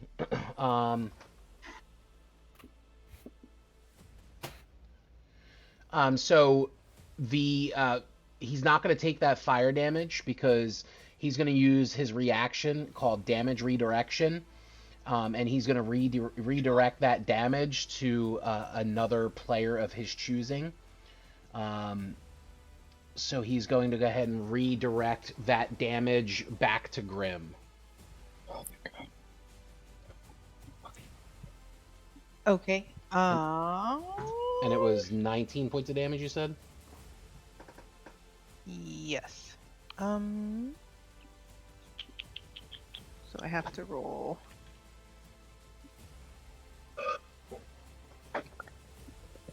So you What is see it, that wisdom? you Or see do I just roll a d20? for what is it that you have to roll it for? Because it's a concentration. Oh, you just roll a d20, right? And then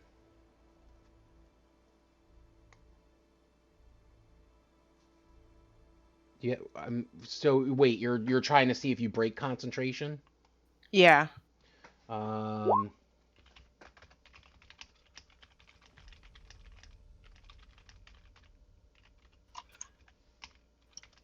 pretty sure it acts as a Constitution saving throw, so you get to add that bonus. Okay, so that's 16. Yeah, it's a con save. Oh, so okay. Well, my con save is +5, so 16. So I'm good. But I take 19 points of damage.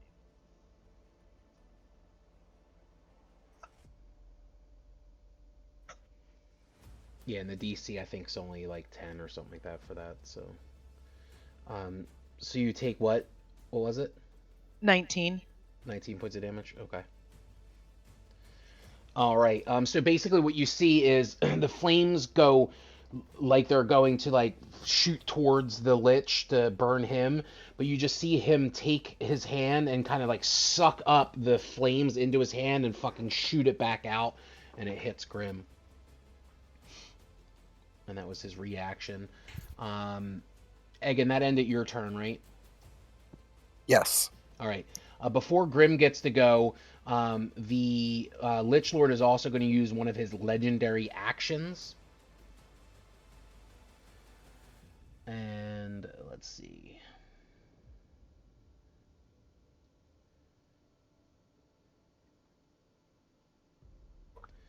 He's going to use Frightening Gaze on Grim, since he saw Grim just take that damage. Drownu fixes his gaze on Grim, and Grim must make a DC Wisdom saving throw or become frightened for 1 minute.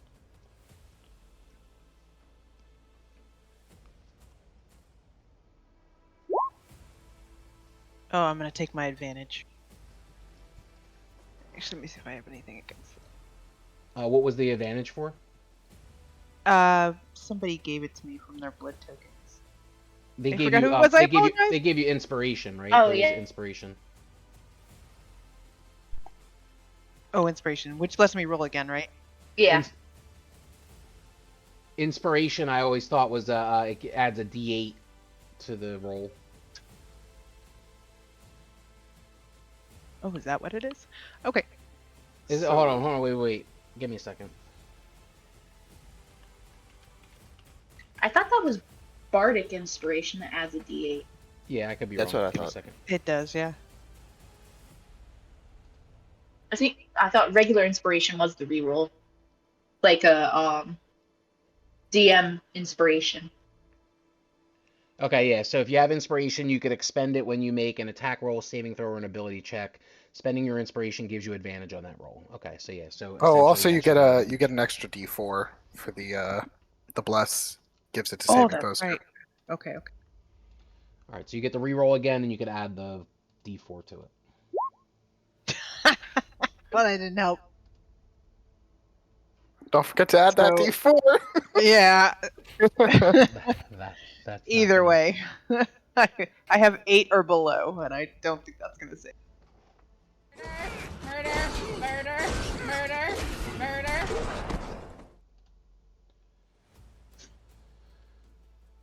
All right.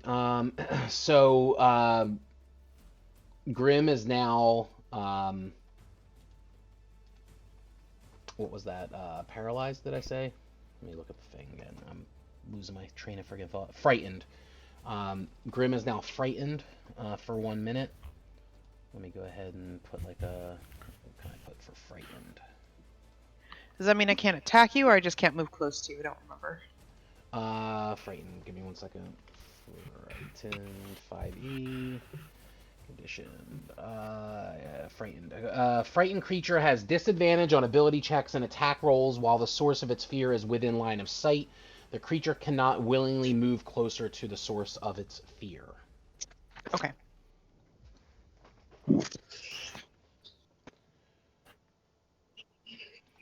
And it's now Grim's turn.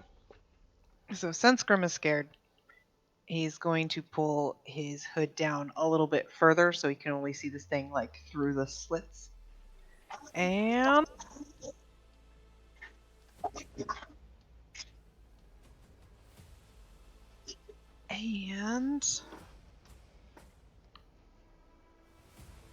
he's going to take in a deep breath and scream like a dragon, not like Aegon. And he's going to be screaming over here so that this doesn't hit me or Magnus, and I'm going to cast Shatter.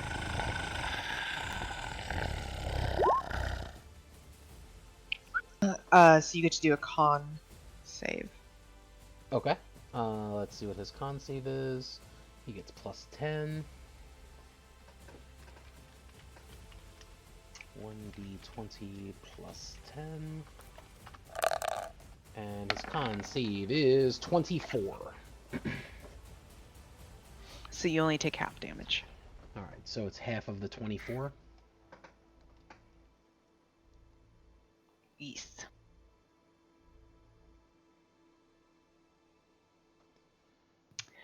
He is resistant to thunder damage,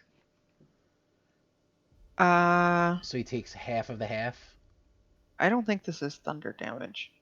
Is it? No. It, Yes, it, it is. It says Oh, here okay. DC You're right, 13 you're right. thunder. Yep. So it's half of the half then? Yes, So half then, the half. So it's 6 then points. Okay. Alrighty.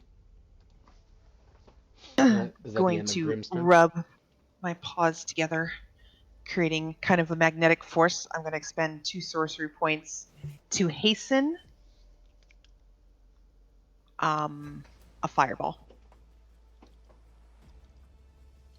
And Gribb's going to open his mouth and just spit fireball and launch it. But launch it. Oh, this. I apologize, everybody. This is going to hurt. I'm going to launch it. Oof. Okay. Gonna launch it here. Sorry. Here. So that he gets in it, but we don't get in it. And let me throw that up there. And is that like an attack roll? I believe so. Because if it is, then you get disadvantage because you're frightened. It's a deck save. Oh, it's a deck save. Okay. Huzzah! And then you take half if you make it. Dex save. Okay, Dex is plus 10, so roll that d20 plus 10 again. 23. So you only take 15. Okay.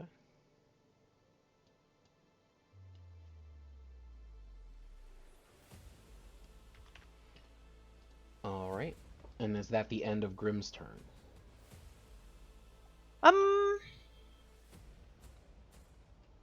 Yes.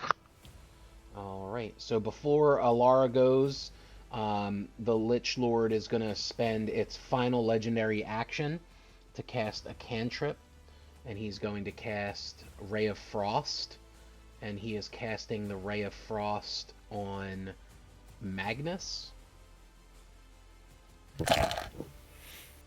Okay.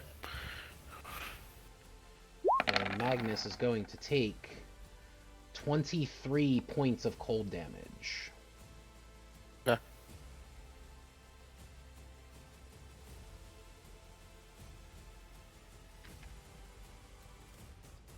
Alright. And now it is Alara's turn.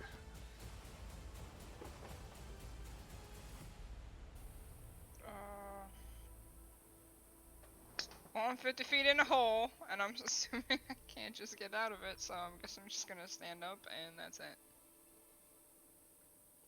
So you could use half your move at the stand, and then if you want to do like a athletics or acrobatics check to see if you can try to climb out. I don't know about that one. I'll just hurt myself more, I believe. If I fall again, I think I'm gonna not do that.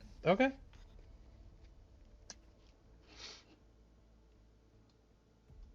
End of your turn? Yeah.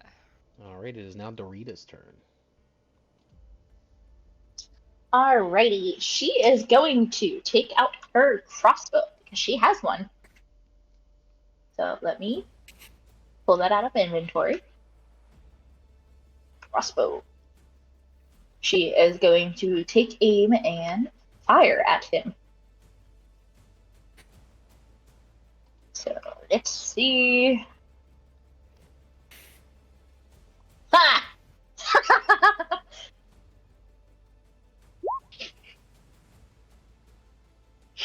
So she doesn't really use this very often. Oh my god, so that She was doesn't- it. That was a She nat doesn't use one. it often. Mm-hmm. Oh no. You know my rule of nat ones. Doesn't she get like a Or wait, yeah. Well, no, +4. it doesn't matter because even if she got the +4, it's still a nat 1, so it's still considered a critical fail. Um, so do me a favor. Roll me a d6, and basically, if you roll 1 through 3, the arrow is going to hit Magnus. If you roll a 4 through 6, it'll hit Grim.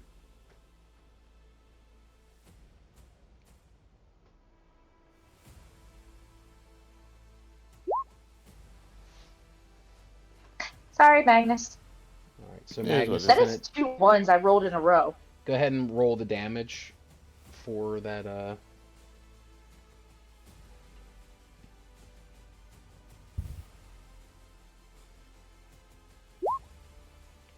right, so you're just gonna take 4 points of piercing damage. Not terrible. Alright. She's going to try again. Okay. Because I get two attacks per her. Three so nat let's ones in a row. try. Shut up. I fucking hate you right now. As soon as why?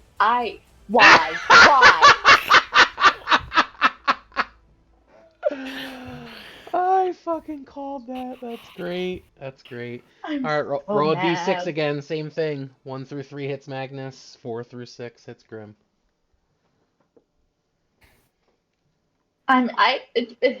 Oh, sorry, Magnus. Again. All right, roll the Sorry, damage. I'd rather it hit me than Grim. That's another nat 1. Jesus. That wasn't a nat 1 though. 7 points. All right. And as my bonus action, I'm going to cast a cantrip. Oh no. Oh God. Nat 1 It cantrip. is called. Just shut up. I swear to God, I can't nat 1 it. Thank you. It is a save. You have to roll.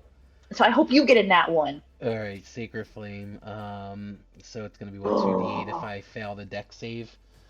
All right. Well, Yes. I get +10 to my dexterity saving throw. So Get 1, please. that's a 14. Ooh. What is it? What's your DC? Your spell DC. My spell DC. You meet it. There you go. So I don't take any damage then, there, ma'am. Okay. Well, then I am going to use my movement and back up a little bit more. Okay. How much more? So I'm just gonna get right to the edge of this pit. Egan just did the math there, and rolling all nat 1s on 2d20 and on 2d6 is a 1 and a 14,400 chance. And I did it, beating the odds. So you should do the opposite of play the lottery tomorrow. Which I would don't be, play the which would lottery just be anyway. which would just be not to play the lottery. What's the opposite of playing the lottery? Not playing it? Which I already do. Okay, that's the end of my turn. I tried. I'm sorry, guys. Dorita's gonna just be like, I'm so sorry. I haven't used this in quite a long time.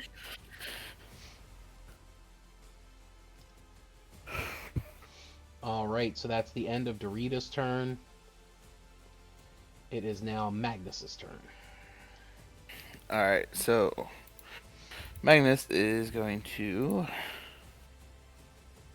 go ahead and use someone.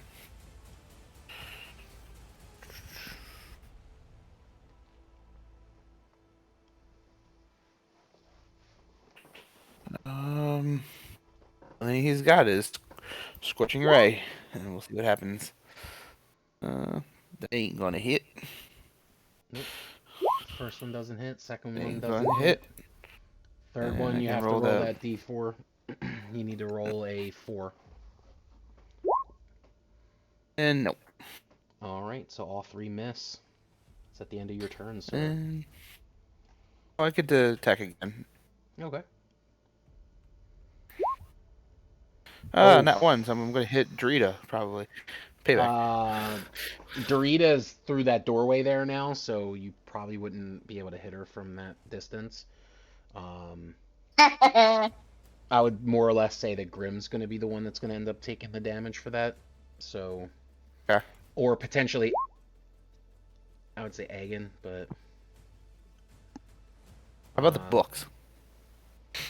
yeah, Oh, that's true. The books are still there, and it's a giant bag. All right. So then, no, please. So here's what I'll have you do Please, then. please. Roll d6. 1 through 3, the books get it. 4, 5, and 6, Grim gets it. Please, hold on. please give me the book. I want to Is see it Egan's a reaction. You said a 1d6, you said? Yeah, you roll a d6. 1 through 3, the books get it. 4, 5, 6. So Oh. Grim Book are gets it. saved. So My God. Grim's gonna take 3 points of fire damage. At least I have the only important one in my bag. All right, and then go ahead and do the last 2 rays. Alright. Not one. Is it the play out?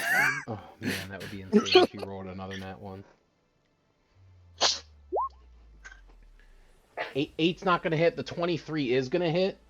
Go ahead and Okay. show me the damage. 6.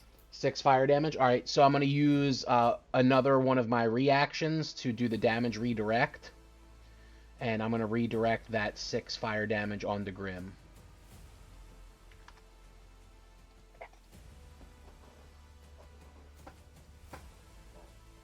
Is that the end of your turn? Then my turn. All right, so it is now the Lich Lord's turn. Oh, what does he want to do here? He is going to use his Bone Carver and attempt to attack.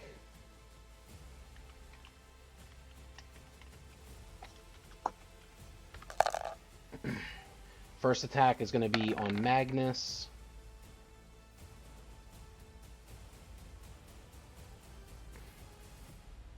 Does a 29 hit? Yes. Alright, so that's 3d6 plus 14.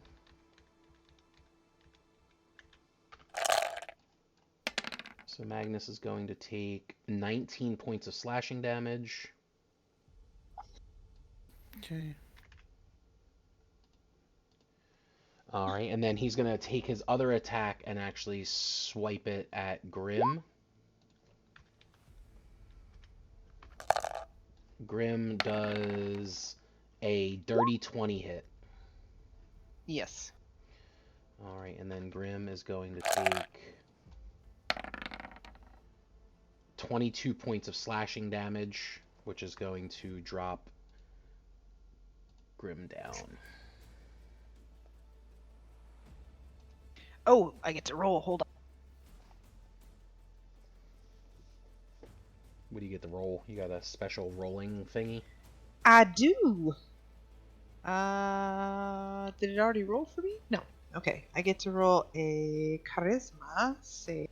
You made a mistake, pal. You had one job, and it was not to die there. Guess what you did anyway? You died. So what does that do?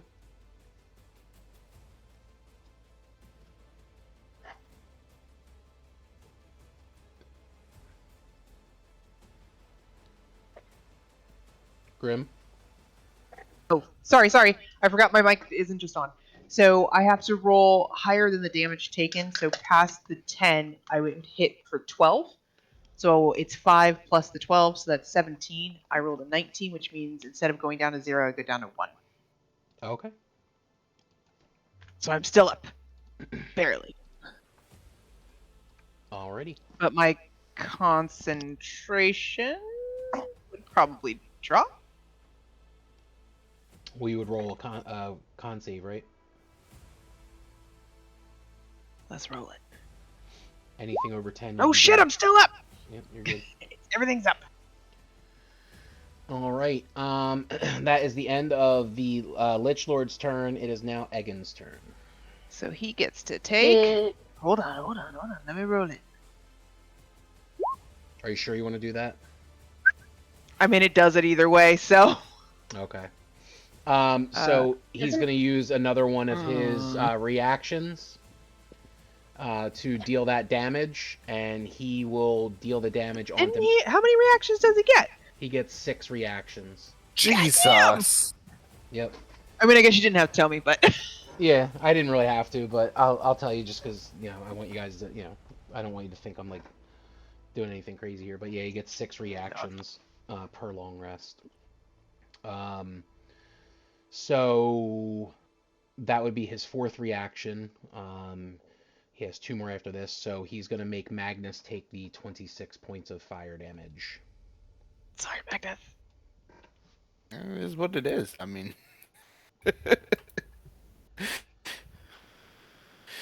part of the session. All right.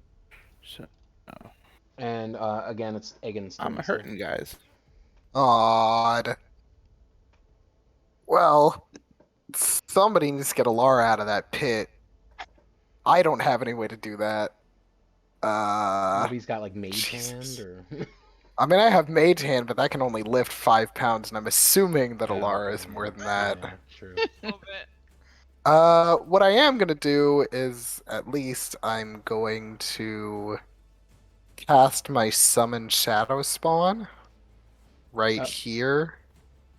Okay, yeah, give me 1 second. I have him still somewhere. Where is he? I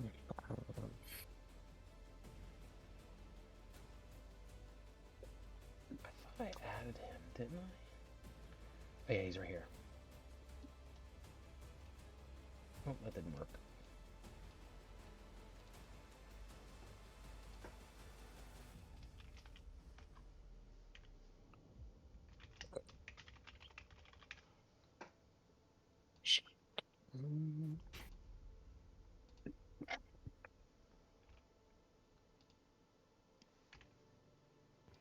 And you have control of him now. Okay.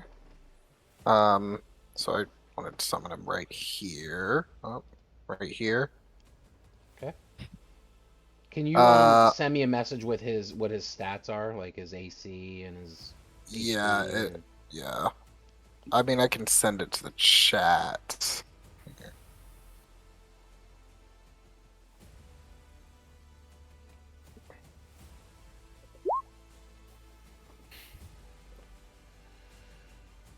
That should show most of it. So it's I'm armor class is 11 plus the level of the spell. What's the level? 3rd level, so 14. So 14 AC, and then it's 35 point HP plus 15 for each spell level. Above third. You said you did. But third. it's just 3rd, yeah. Okay, so he's got 35 HP. Okay, word. Thank you, sir. And this time it's gonna be Fury, not Despair. So this isn't quite Depression Spirit this time, because I don't want to take away the opportunity for Magnus and Grim to run away. So, when does it take its turn? Immediately after me? Oh, it shares my initiative count. I changed his name. Takes its turn immediately after mine. Okay. So you said that over here where Alara jumped down, there weren't any, glyphs in that area. That was from her viewpoint. Yes, that's correct. Okay. Are there any, like, between me and this ledge? Roll an investigation for me. Okay. And I'll let you do it with advantage because you're, familiar with spells and you've been reading up on them. And... that's a 16. So yes, you do see a couple that are in this row here. Okay, then I wanna try to avoid them. Just kind of get up right between this ledge, or right under this ledge where Grim is. Okay. And then this isn't. I mean, I don't really think that this counts as anything. I guess use my bonus action to brace myself, because Now we're going to move over to the Shadow Spawn's turn. It's not going to attack. It's going to turn around and push Grim down into Aegon's arms. Okay. Did you see the name of your shadow I spawn? did. All right. So the shadow spawn kind of rolls Grim off the ledge. It's about a 10-foot drop. How tall is Egan? I think like 5'5", 5'4", something like that. All right. So between you and the top of the ledge, I would say it's probably about 4.5 feet.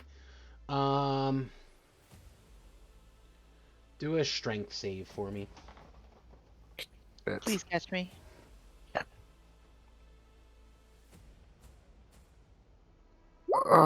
Well, it's not a 1. Well, what? Oh wait, So, that's a saving what- throw. If that's a saving throw, then I get the D4.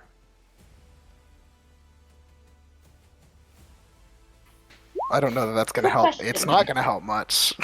What's up, Jade? Quick question. Because he braced, wouldn't he have an advantage? Because he did say he specifically braced to catch Grim before the shadow pushed him.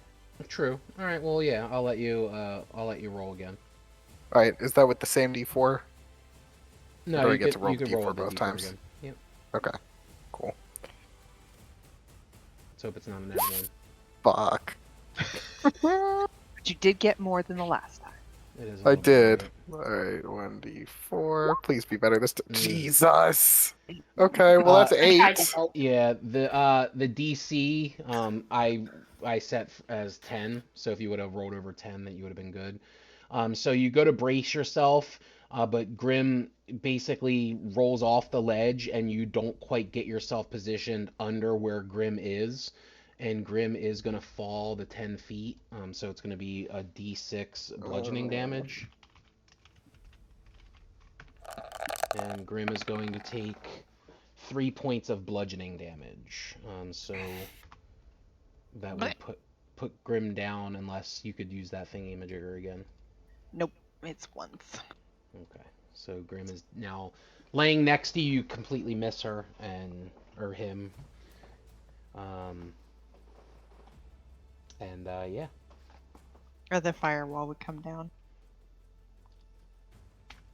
Shit just got real.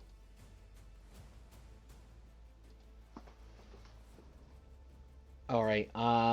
Is that the end of Egan / Egg's Fury because of the books? Yeah, I don't think that it has any bonus actions. I'd assume is pushing Grim in action.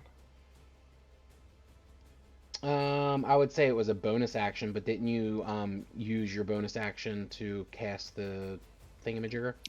I used my action to summon it. It has its own action and bonus action and all that. Yeah, you used an action to summon. Oh, the creature's the one that pushed it. Yeah. I would say that would be a bonus action, so it does technically still have its action if you want to do Okay. something with him. Yeah, then I'll do an attack with it, Okay. which is just gonna be. Oh yeah, that's my spellcasting modifier. Okay.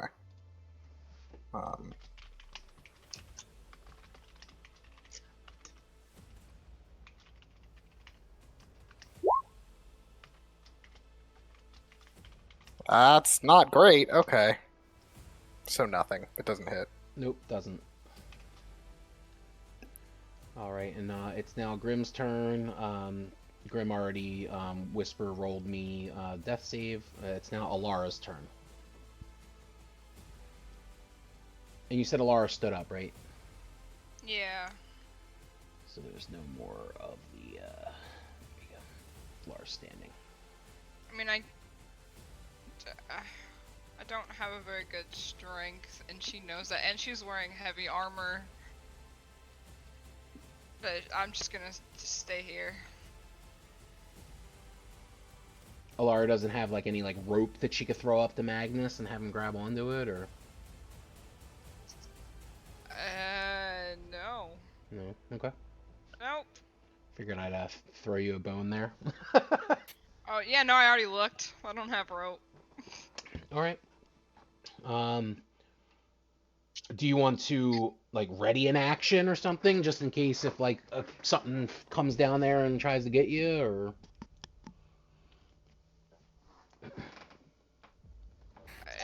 The only thing I would ready is cantrip, I guess.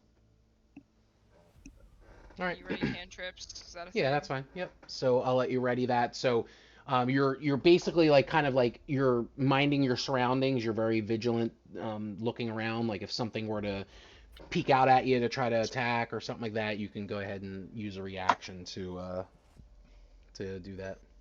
Okay, I'm readying Sacred Flame. All right. All right. It is now Dorita's turn. And I So- just realized that summoning that Shadow Spawn drops Bless, for the record. Oh, okay. So everybody no longer can get that extra D4. Yeah. So I have a question. Now, I specifically remember that life-draining glyph. I remember specifically committing it to memory because Dorita almost landed on it, just barely missed. And when she did the check to figure out what it was, she found out it would have drained her life away.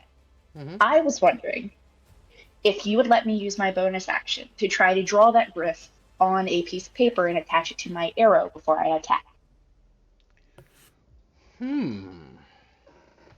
Okay. Okay. And she's a very studious, like she spent years studying magic. That is part of her background. So what I will have you do then, in order to successfully create what you're trying to create on paper, I will have you roll an Arcana check with advantage. Okay.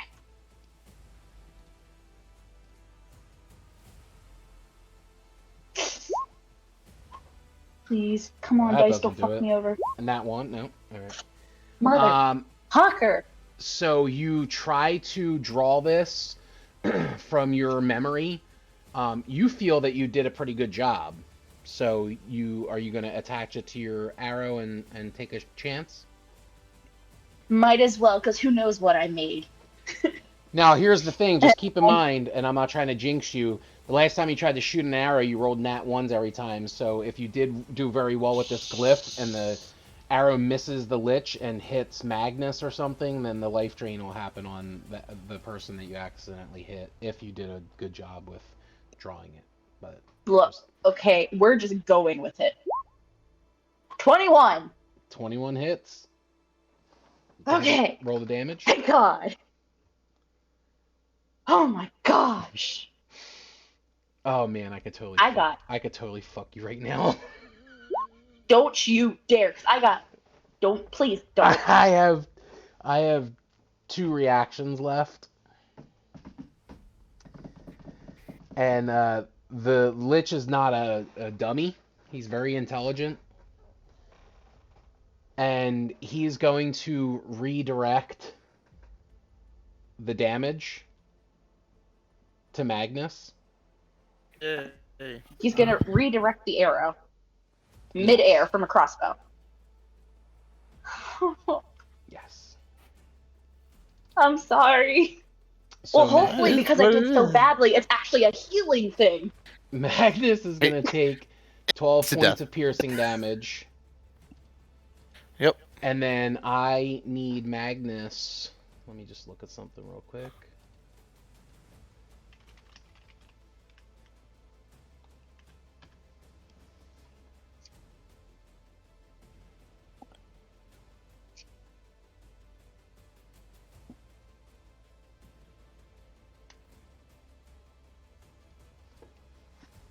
Give me 1 second.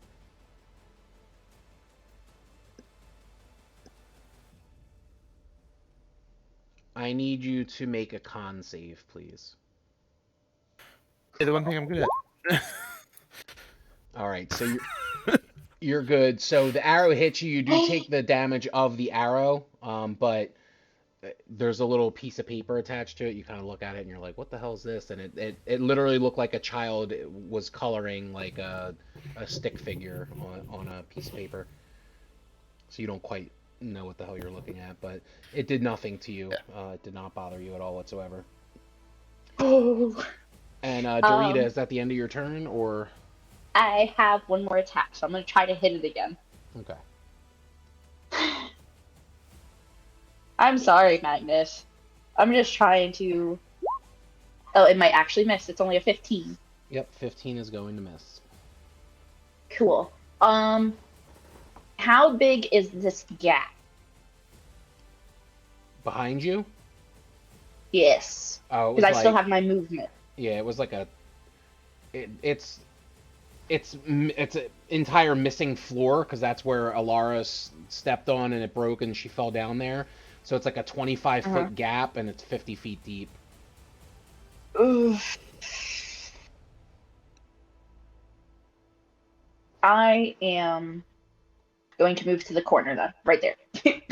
Okay. I am going to be out of line of sight. Okay. End of your turn? Yes. All right, it's Magnus's turn. Okay, well, Magnus is pretty much at this point. He's hurting. He's breathing hard.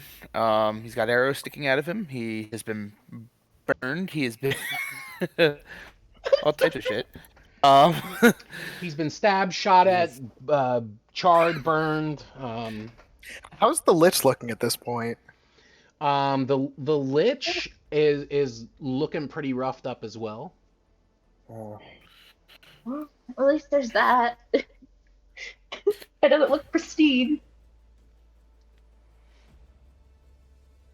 All right. He's just gonna just stand as tall as he can, lift up his axe, and call out to her. If there's anything you do, I need some help. And just gonna, I don't know. He's trying stumbling right now, and he actually up and try to hop down over here. Okay. And I peer down to see if Lara's okay, and there's no way he can keep hacking this thing. He is pretty much spent. Do you have dark vision? I do not. Okay, so you wouldn't be able to see her down there because it's a 50-foot drop. So. But I can see him, right? Yeah, you'd be able to see him peeking over, With trying to my look down at you. 300 feet of dark Yep. vision.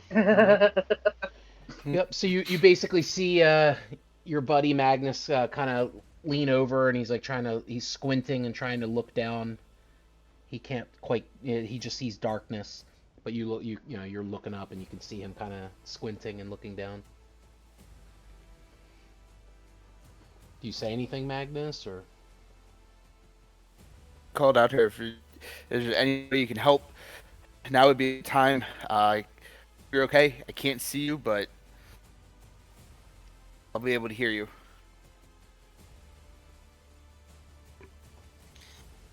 Better not die on me, you bastard. Is that the end of your turn?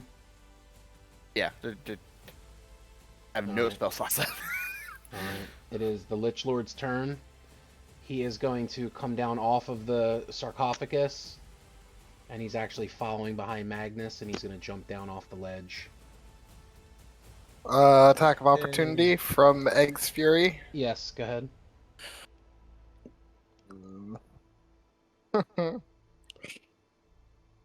Don't really have a great modifier or anything, but worth a shot. 21's going to hit. Okay, awesome. I don't even remember what the damage is for this thing. Oh. Plus the spell's level.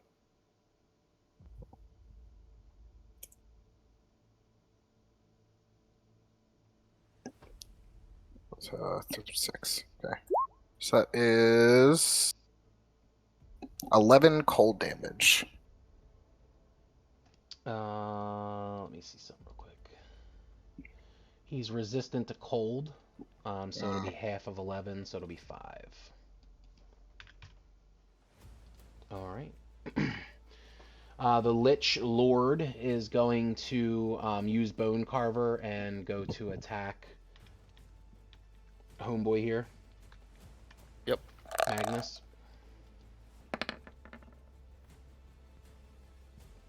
Does a 28 hit? It does. Alright, so it's 3d6 plus 14 damage. Magnus is going to take 22 points of slashing damage. Does he fall into it? Oh, that's a good question. You 'Cause you're just right hit there him by in the hole. back with a... Yep. Oh my god. Yes. So he's gonna fall into the hole, and because of the fall, because you're already unconscious on your way down, that's gonna essentially be a critical. So that's gonna be 2 automatic death saves.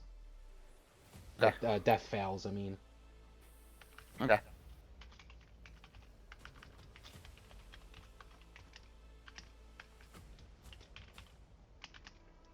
All right, and then 2 automatic fails. There we go. And No. he is going to then. Obviously, you're out of commission at this point, so he's not going to really worry about you anymore.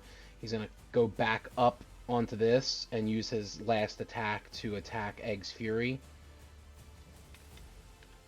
That thing is dead as shit. And a 16 hits, correct? Yep. And Egg's Fury is going to take 28 points of damage. Alright. Alright. And that's the end of the Lich Lord's turn. It's now Egan's turn. Okay. Aegon is in full panic mode. Well, first, I'm going to put my hands on Grim, and I'm going to cast Spare the Dying Okay. for my bonus action. And then, God, is this even worth trying? Might as well. I might as well. Balls to the Okay. wall. So this is. I'm gonna use my first level spell slot and cast Command. And. Well, wait, hold on. First. That bad rune, the one that's really bad, is at the foot of the stairs. Yes, right here. Okay, so the word that I'm going to use for my command, I issue a one-word command. I'm going to say, don't stirs. So you're trying to command the Lich Lord to go down the steps? To go downstairs, yep. So with the command, what is that actually doing? Is that charming him, or...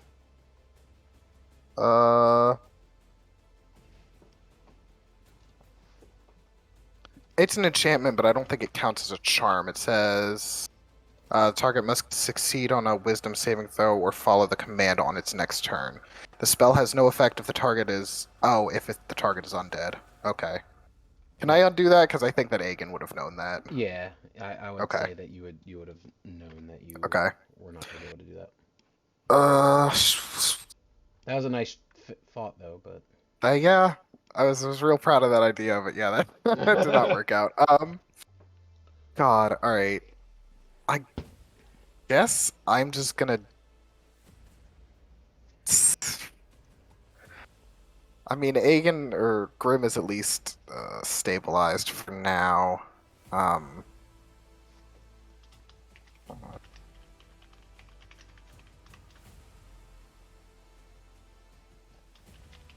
And we haven't found any weaknesses in this thing, right? The Radiant wasn't doing anything extra. No, yeah, you didn't notice anything. Did the extravagant. did Dale ever do acid damage? Did that seem to do anything extra? Dale didn't even didn't get to get a that point chance. yet. Damn. Okay.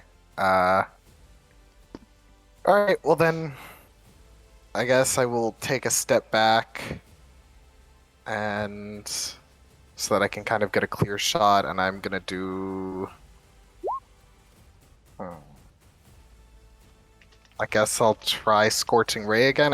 I mean, the only collateral one in that one, I think, would be my Spirit anyway, and I don't care that much about that. With Radiant damage, in case I end up hitting the books.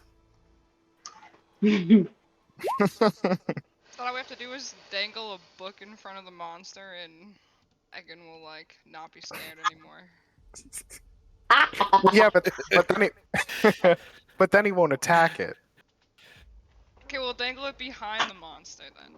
Okay, here's my 3. We'll threaten to attack it if you don't attack the monsters. Okay, dirty 20.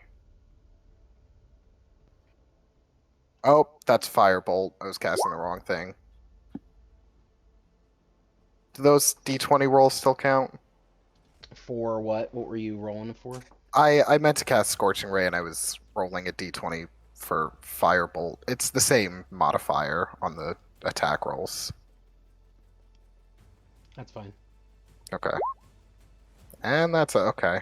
And that's an 11, so that'll be 4d6 total from my 2. Yes. Okay.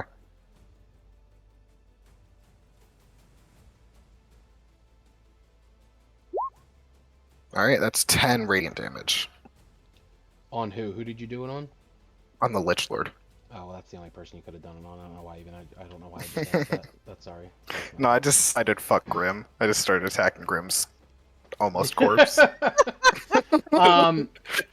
Grim, you didn't have to.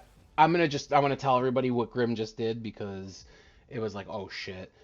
Grim rolled a nat 1 on a death saving throw. However, Oh god, thank god. However, I don't know if you realize this, Grim, but Egan did spare the dying right before you did that, so you don't need to roll saves anymore. Oh, Oh, thank sorry. god. There was a lot going on. I zoned out for a moment. I apologize. No, you're good. Thank But thank God he did that right before then because skin of teeth. All right. Wait, Yes, that gets me up to 7? Is that what you? No, that'll did? just Spare One. the dying. Okay. You Stay one. stay at 0. It basically just you don't have to roll the saves anymore. That's right. I forget how that one works. Okay, thank you. Yeah, you're still down and can't like move or anything until somebody can either heal you at all or whatever. And is that the end of Egan's turn? Just the shadow spawn attack, and then that'll be it. 23, okay. And that's gonna be another 1d12.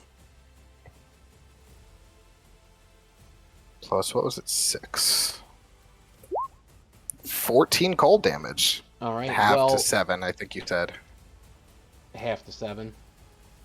Yeah. Well, what the Lich Lord's gonna do? It's gonna use its final reaction to throw that 14 back at your depression or your fury and poof that out of existence. Well, nice while it lasted. All right, and it's now Grim's turn, but Grim still can't do anything because Grim is down, and it is now Alara's turn. I see Magnus drop right in front of my fucking face. Fully Gwen Stacy. And I'm gonna cast not healing word. I'm gonna cast Cure Wounds Okay, at 4th level. there you go.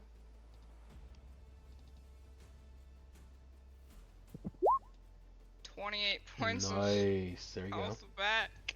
All right, so Magnus is opens his eyes and blinks and sees the beautiful Alara He doesn't see standing shit. over him. He can't see in the dark. I can't see shit. Okay, so you can't even see her. You just literally just open up and you're probably thinking in your head, "Am I fucking dead?" Exactly. Exactly what Magnus is thinking. I'm just gonna say, you dumbass, I told you not to get yourself fucking killed. At least I'm down here with you. Yeah, you're both stuck in a hole now. Hey, better than dying alone. I think that's, yeah, no, that's all I got. All right, so it's Dorita's turn. I'm gonna try to draw that. Keep in mind, Dorita did not see any of that happen since she was hiding in a corner, so she has no idea that Magnus got KO'd into the hole and all that fun stuff. So Nope. Instead, she's in that corner, desperately trying to draw that sigil again. All right, roll me 2 Arcana checks again. Shift left. Click. Hopefully, this actually works this time.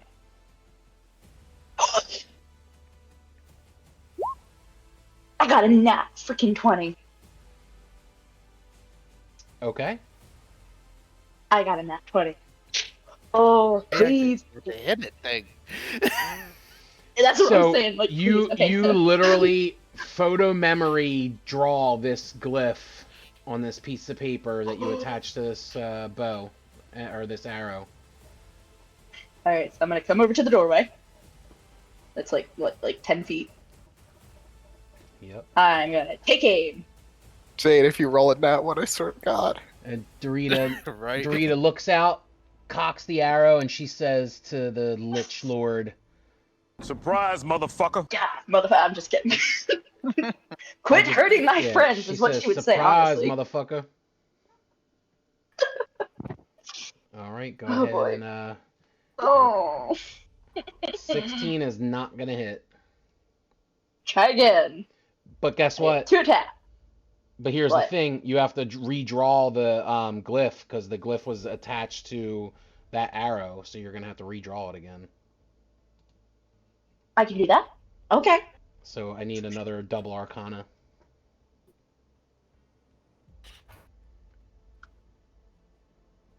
Please, please.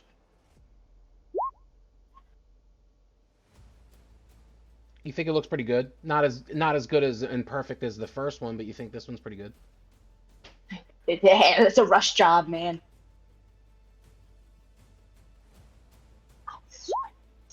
22. 22 is gonna hit. Roll the damage. Oh, thank God. I'm trying, guys. I'm trying. I swear. Oh my fucking Christ. I was doing so well. And it's gonna be Anyway. actually be half of the 3, so it'll just be 1 because he has damage immunity to poison, bludgeoning, piercing, and slashing from non-magical attacks. That is fine. But the sigil's gonna hit him because I put it on the arrowhead. Like, it's attached to the arrowhead, so it's gonna, like, smack him as soon as it pierces him. Okay. And nothing happens. Nothing happens. Nothing happens. I'm going back in my corner. All right, it's now Magnus's turn.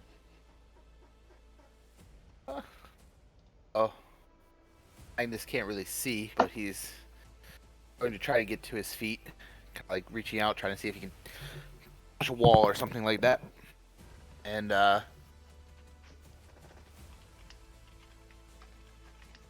he's gonna be like, Alara, I know you're down here. I can't see you. What do we do? We try to get out of this thing? Oh my God. You can't even see. That's all you hear back from me.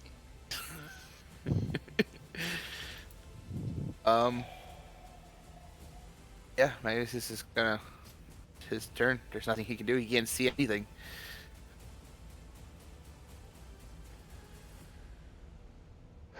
Man, I wish Dorita really would have drew that glyph as perfect as the first one. Oh, you and me both, okay? Literally, both of the dice were 16, and I'm like, are you kidding me? Are you kidding me? This next thing hurts me to do this, but he's an intelligent creature and I have to play it intelligently like he would, you know what I mean? Oh my God. To be fair, Dorita hasn't really done any damage to him. I think she's like the non-threat of this whole situation. So the Lich Lord walks past the books that were laying there, and he heard and saw the reaction of Egan, and as a fellow wizard, or at least spellcaster, he feels that Egan could potentially be a threat to him. and he walks to the edge of the platform, and he looks down at Egan, and he is going to cast a spell.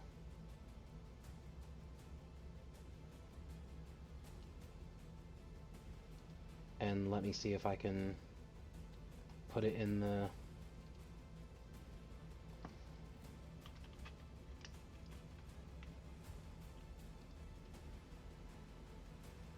I'm sorry, Egan.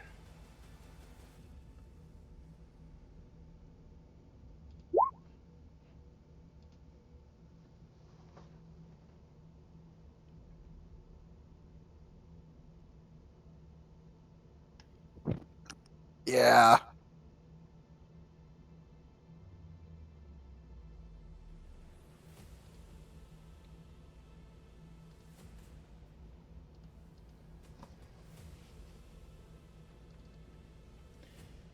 He just utters a word under his breath. Can anyone, let me see.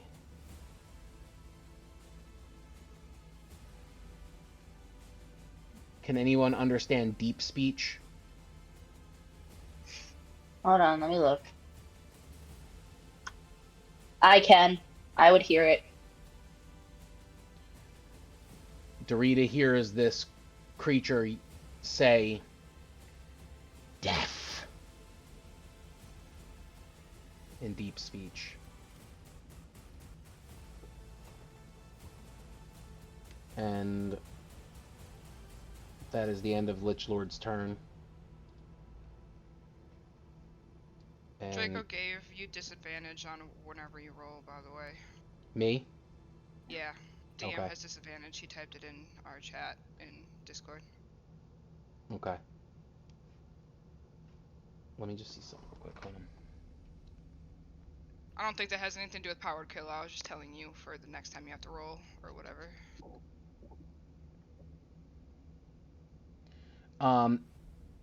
Do me a favor, Egan. Uh-huh.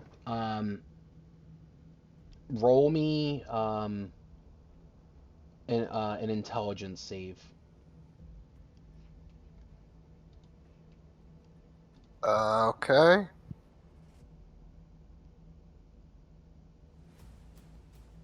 Jesus Christ. Oh.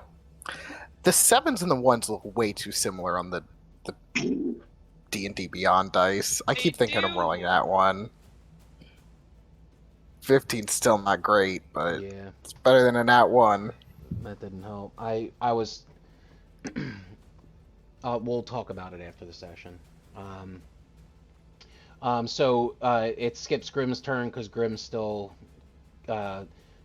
stable, but not able to do anything. And it's now Alara's turn. Just listening to you guys die. I'm sorry. Oh, don't feel too bad. You're close behind. I don't y'all hit me. I don't feel that bad.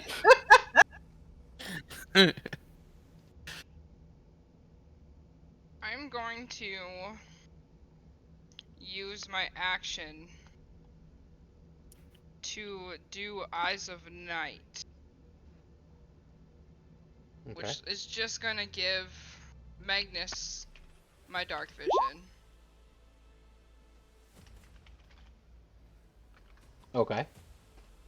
So he'll be able to So see, but you he won't can now? see. No, Or you- I can see. We shared. It's Oh, shared. you shared. I Okay, put cool. it in the chat. Okay. I know I said give, but I meant shared. Okay, cool. So now you both can see. You have an hour of 300 feet of dark vision. I can see the colors. Like,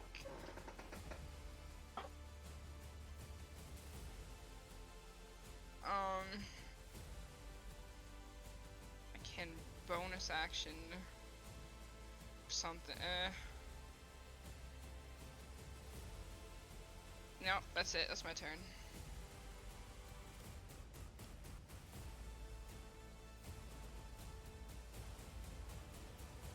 You said that's your turn? Yeah. Alright, it's Dorita's turn.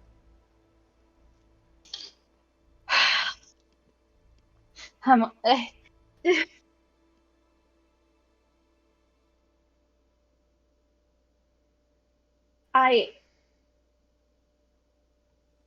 don't know what to do.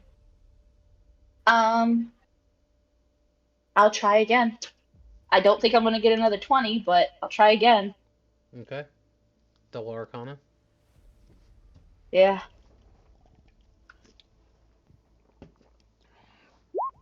I got 18. They're both 18. Do you want to attach it and shoot at him again? Yep. I'm out of my corner. I'm gonna shoot at him. Probably gonna miss, but gonna try anyway. I have no idea what that rolled. 13, Yeah, I missed. 13 misses. You gonna try to Arcana again? Yeah. I don't know what else to do at this point.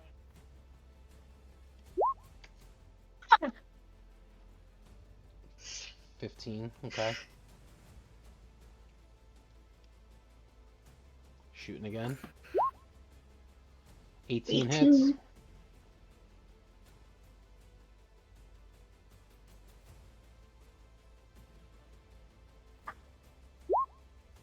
Alright, so it deals 3 piercing damage.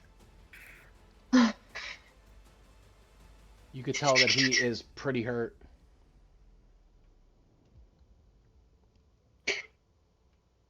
I'm going to use my bonus action. Okay. Do you have a cantrip Or whatever. something, or?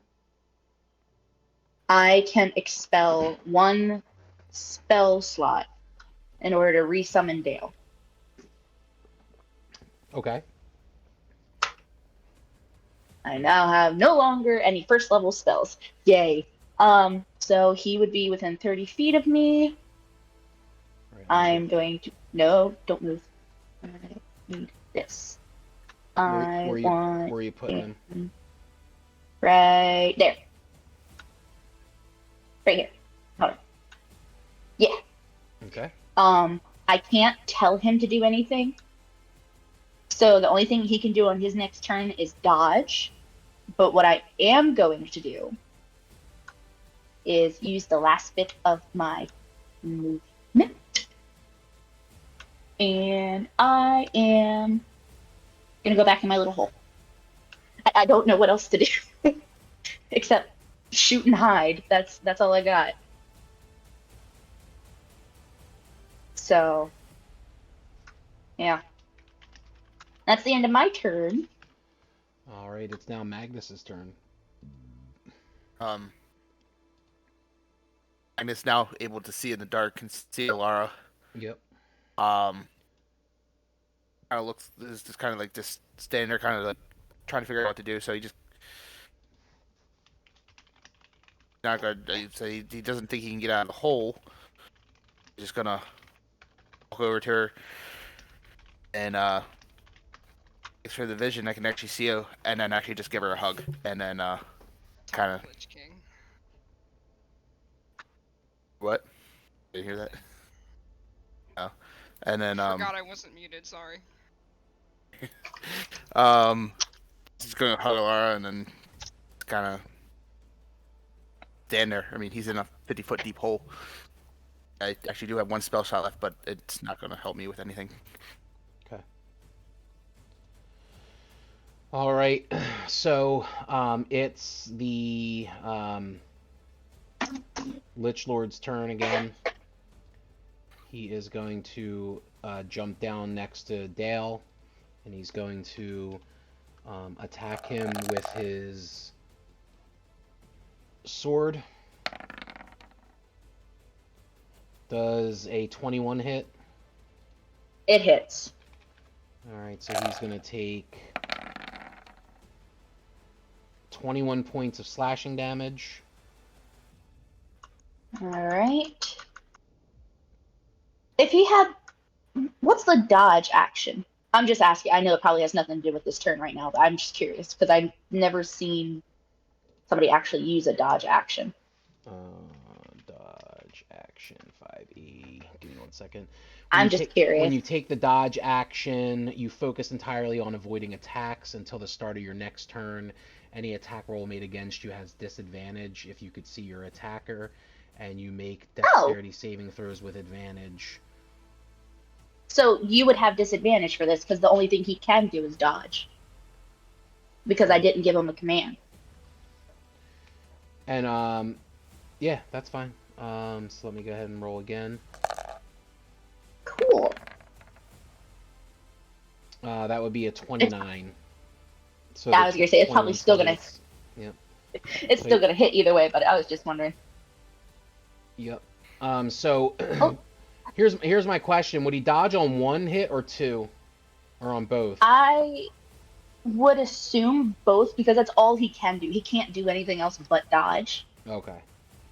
All right. So I would assume that that's what his focus is, and is just not getting hit. All right. So I'm gonna roll another 2 times because he's attacking the second time, and that's a 23 and a 26. Yeah, they both hit. All right. And then he is now gonna take an additional 22 points of damage, so that is 43 points total. So Dale poofs out of existence again. Yep, but that's fine. And that's hopefully that is all the lich. Yep, that's the end of his turn. It is now Alara's turn. Listen here, you stupid ass lich bitch. Why don't you come fight us instead of them? All Lars got. And then I'm gonna hold an action. Okay, smart. I was wondering when you guys were gonna actually do like something other than just standing in a hole. I'm gonna hold it. I honestly, my brain didn't go to taunting because I don't know why.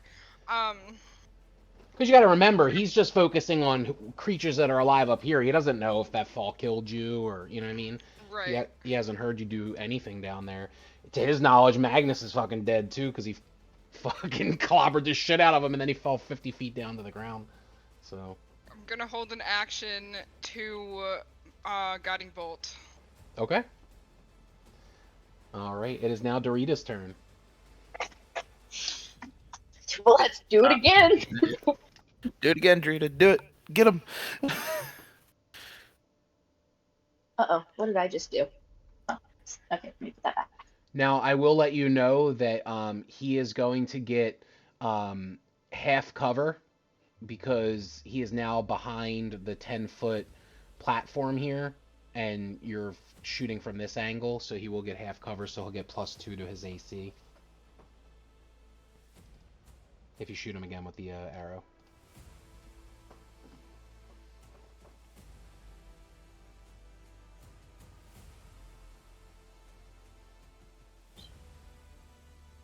So if I go right here, would he still have half cover? Because that would give me a more direct line of sight.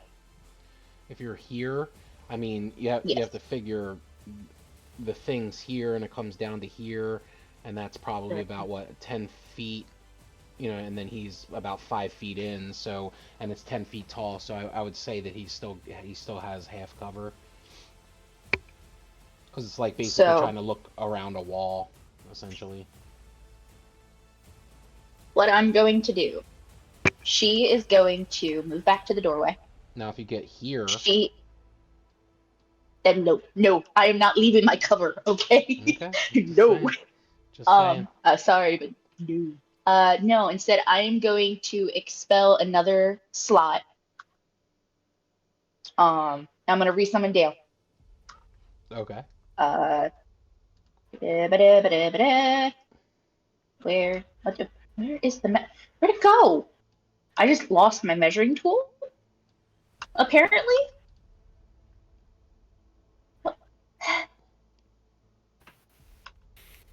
Hold on, I have to refresh because I have to summon him within 30 feet of me. Hold on. Are you looking at the screen because I'm measuring it for you?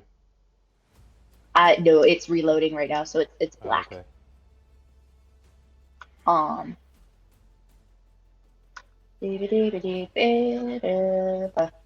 I'm trying, guys. I'm trying. I am trying to save Grim. 30 feet would be right in front of the Lich Lord. Perfect. Put him right there. I can finally see again. Alright, Okay. so Dale's gonna go right here. Okay. And I'm going to tell him to bite. Okay. And I am going to use movement to actually don't I have something? I have cantrips. Oh, I forgot I have cantrips. Oh my gosh. How? I mean, it's probably not going to hit, but oh yeah, I finally have my thing back. How far are you? 40 feet. I am going to cast a cantrip called Sacred Flame. Okay. Let me host it. He's gonna make a dex save or take 2d8. Yes, and yeah, and I think is the disadvantage from Draco still in effect because you naturally add disadvantage against skill for the dodge? Yep, that's fine. Cool. Alright, so here's the first roll. What's your DC? 14. So he rolled a 28, which is the 18 plus 10, and he rolled a 4 plus 10, which is a 14.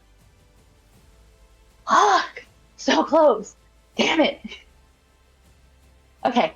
I'm going back in my corner then. Bye. Okay. And then what is Dale doing? He's biting? He's biting. And is that piercing damage? Let me pull it back up. 1 second. I've got like 3 different things open right now, trying to make sure I've got it. Bite is considered. It just says melee weapon attack. It doesn't. Oh, piercing damage. Yes. Piercing. Okay. So Yes. go ahead and roll to hit for his bite. I know it's. Okay. Come on, Dale. Pull through. Yes! He got nat 20. Hold on. Up to, ooh, stop. Screen. Load, please. Okay. Go ahead and roll the damage.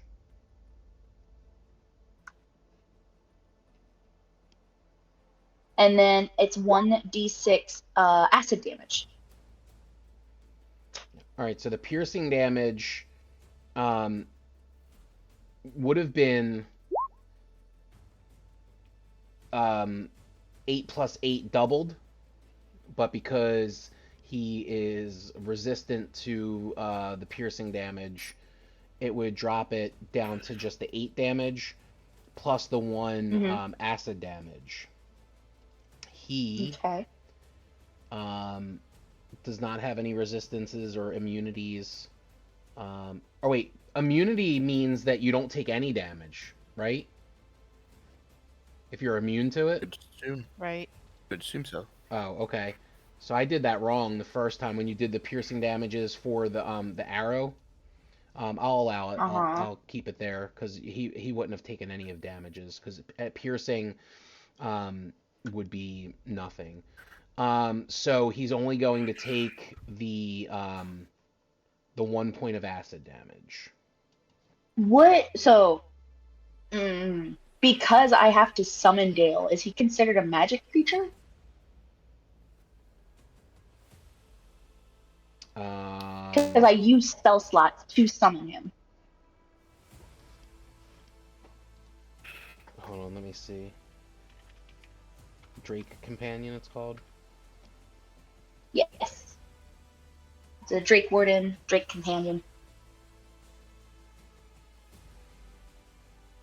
I'm just trying to kill this thing. I'm trying to find every possible way I can do it.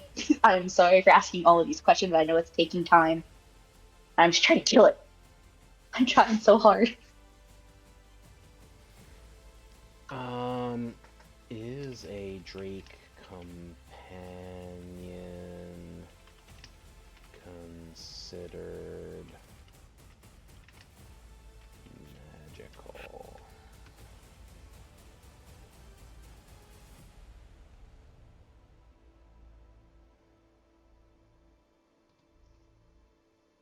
Do you have a magic fang? A magic fang?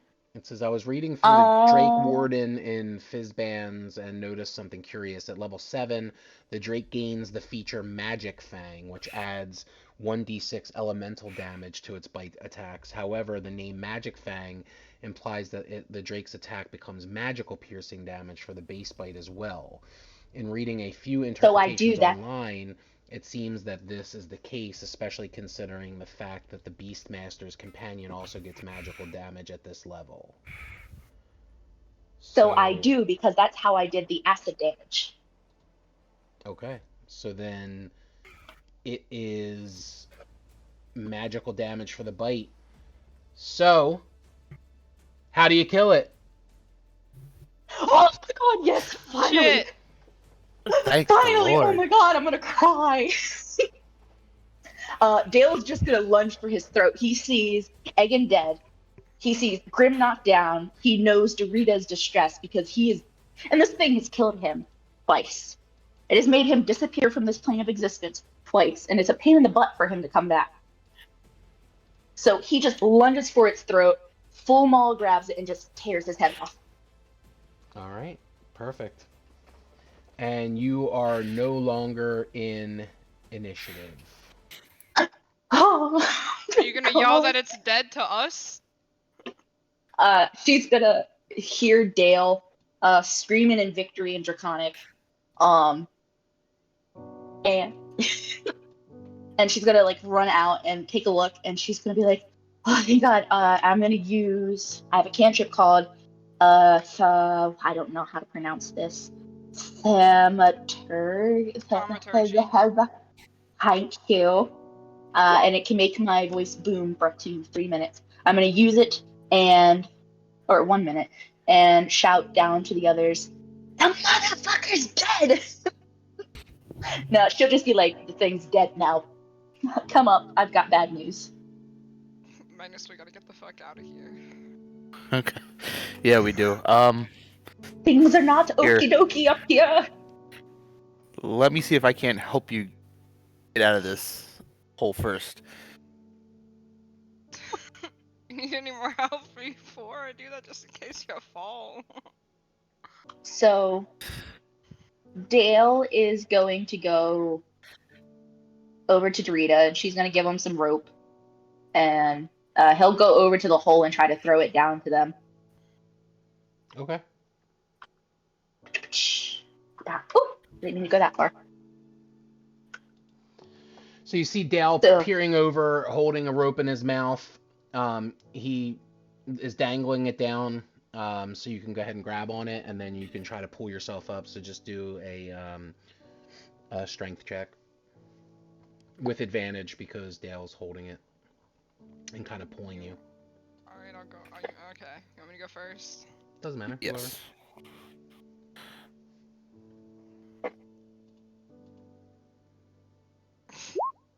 21. So yeah, so you get Dale kind of pulls you up. You start climbing up, and you make your way all the way up there. And then now it's Magnus's turn to. No one has any gems, huh? It's a thing that we should start carrying. I feel like I would have known that, because that's my job, but it's fine. I mean, you just So had this is a Lich Lord come out of a sarcophagus, so. That's not what I wanted. Maybe there's a gem in there.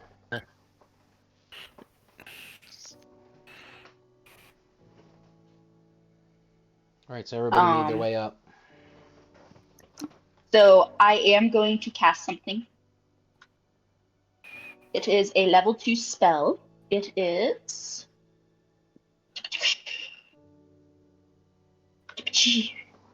It is called Healing Spirit. I believe, if I can get my screen to scroll correctly. You call forth a nature spirit to soothe the wounded. The intangible spirit appears in a space that is 5 foot cubed you could see within range. The spirit looks like a transparent beast or fae, your choice, until the spell ends. Whenever you or a creature you could see moves into the spirit's space for the first time on its turn, or starts its turn there, you can cause the spirit to restore 1d6 hit points to that creature. No action required. The spirit can't heal constructs or undead. The spirit can heal a number of times equal to 1 plus your spellcasting ability modifier. What is your spellcasting ability modifier? 3. So it can heal 4 times. Are you doing it any level above the second spell slot? No. Okay. So it's just going to be 1d6 each time for 4 times. So where are you putting it? Are you putting it in between Grim and Magnus? Yes. All right. It's going to appear as a small, little sparrow. It's gonna look like a little sparrow. Little sparrow. And it's Okay. just gonna flip. Yep. It's gonna flip right between the two. So do a d6 for Grim. All right. So Grim's gonna get 2 HP back and wake up. And then this is for Magnus. And Magnus is gonna get an additional 4 HP. All right. And then it can do it 2 more. Yeah, you have 2 more times. So. So while she's doing that, how high is this ledge? What, to get back up here? Yeah. 10 feet. Oh. That is for little guy. Grim again? Grim. Okay. Yeah. All right. The 6? Yep, the 6. And you got 1 more. And then that is for Magnus. All right. And then it's just gonna go and like a shower of pretty lights. It's just gonna go. Okay. 3 to go search the sarcophagus. You're there, the closest to the steps. Well, actually, Dale is gonna fly up to the sarcophagus because Dorita is gonna say in Draconic and ask him to look for gems within or anything else they can find. And he does have a stat sheet where I could roll, I believe. Let me pull. And the Death Lich Lord is still there, right? Yes. Can I search the Lich Lord? Sure. Investigation. Ba-da-ba-da. He has a passive perception, but it doesn't show me anything else other than that. So what do you want me to roll for him?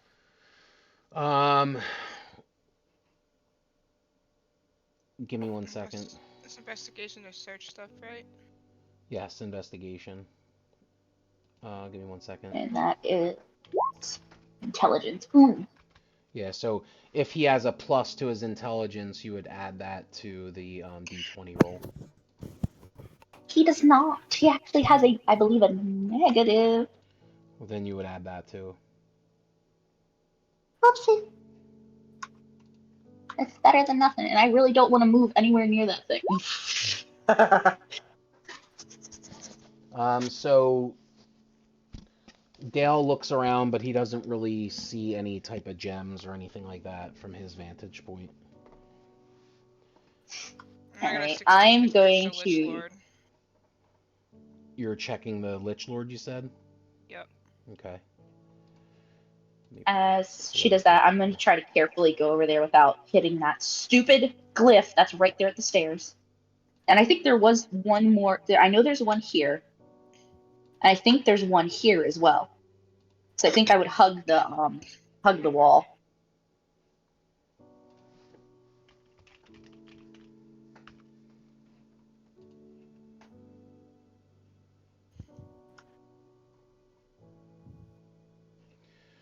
So on the Lich Lord, Alara finds a spell scroll called Magic Jar.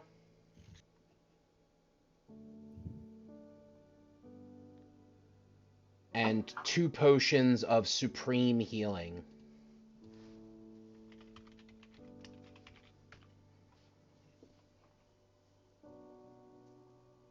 And the supreme healing's a pretty ballin' ass healing. It's 10d4 plus 20.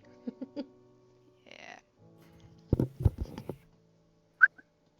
So those are pretty good to use in a pinch. When you're fighting a Lich Lord and fall down a 50-foot pit and stuff like that. Or if a Depression Spirit shoves somebody off the side of a ledge on Yeah. accident. On that. Well, with not that, on yeah. accident. He was supposed to be caught, though.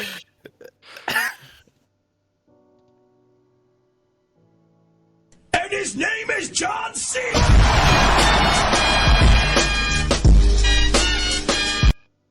And then I have to roll investigation myself. Are you looking in the sarcophagus? Yes. Yes. Come on, Dorita. Please. Oh my gosh. You can't tell, you don't really see any gems or anything like that. However, you do find a lot of shit in this sarcophagus. If you want to write it down, I'll let you know exactly what you found. One second, let me pull up a doc because I'm probably not going to add it all at once. 1 second. Yeah, you're gonna want to type it up because it's a lot of shit. Because this was a very hard Lich Lord, so he's got a lot of cool shit. Okay. I'm just waiting for it to load. The amount of Okay. gold pieces that you guys just recovered it's so fucking sick. Hit me with it. 109,400 gold pieces. Oh shit. Okay. 109,000. 109,400 gold pieces. Yeah. Okay. A silver badge in the shape of a 5-pointed star. So like a sheriff's badge type of. Okay. An alabaster mask. What? Okay. An alabaster mask. Uh-huh.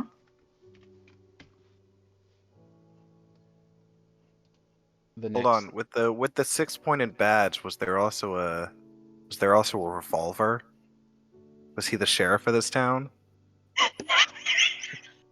was there a little hat too? I have a question, guys. Do you guys hear that? Is that a dead person talking? Hey, Mahone. Okay. The ghosts here have humor. I'm gonna cast Gentle right. Repose. You're gonna cast Gentle Repose. Yep. Okay. Can you put it in On the? Egan. Can you put it in the thingy? I am going to right now. You touch a corpse or other remains. For the duration, the target is protected from decay and can't become undead. The spell also effectively extends the time limit on raising the target from the dead. Nice! You're the best. Smart idea. Alright, so after the alabaster mask, I'm so glad that you did that. We'll talk about it after the session. After the alabaster mask, it was a glass eye. Mm-hmm. The deed for a parcel of land in a realm unknown to you.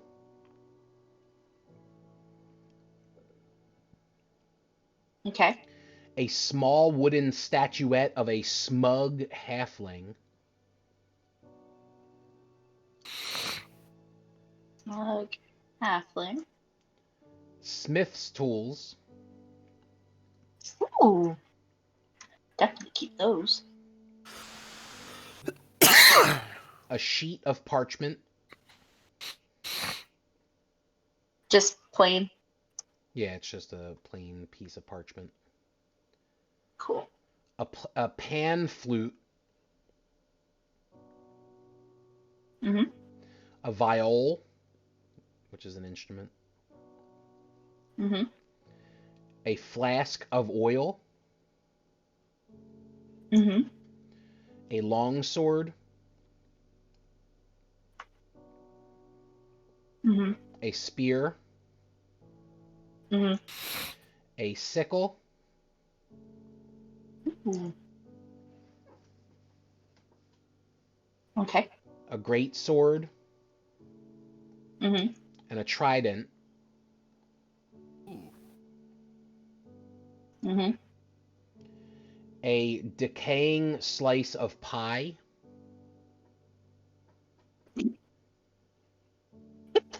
Okay. A gallon of mead. Ooh. A Dang, pound this of guy was loaded when he died. a pound of turnips. Okay. An almanac of practical mortis, which is a book. It says an exhaustive collection of tables detailing how corpses decompose under various circumstances, along with an appendix that explains step by step how to remove maggots, close large wounds, and reset broken bones.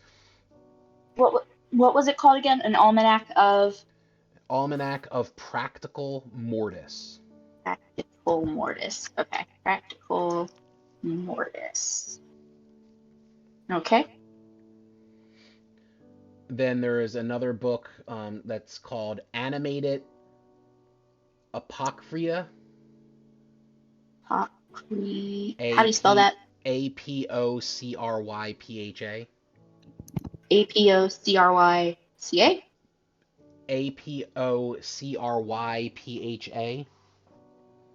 HA. Okay. And it says a book of movement and morals.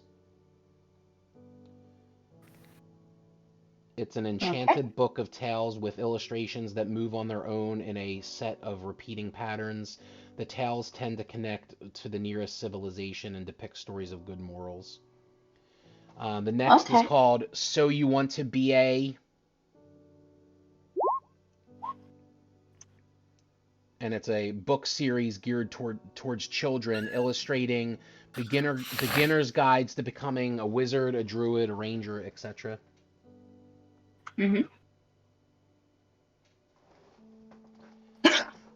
The next book is called Help, I'm a Dwarf That's Turned Into a Book.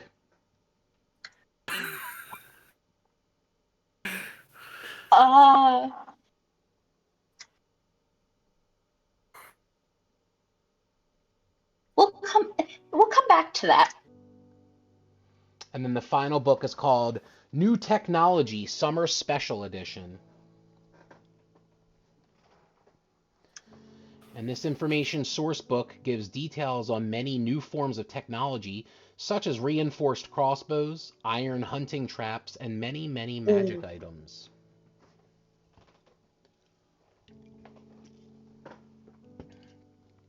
But no diamonds or jewels or anything like that. So I'm going to be honest, the first thing she would do, seeing all of that, once she sorted through everything, she would go back to it as a book that said, Help, I'm a Dwarf That's Turned Into a Book, and immediately open it. Okay. Does anything happen? What is it? Because I'm curious.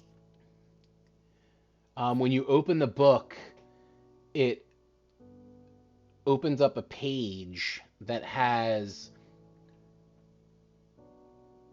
a chant that is written, and it's saying, read this 3 times. Dorita? Shut up, corpses. Shut up, corpses. I'm not a corpse. Okay, well, I heard Egan say Dorita. Dorita, I swear I will find a way to smite you.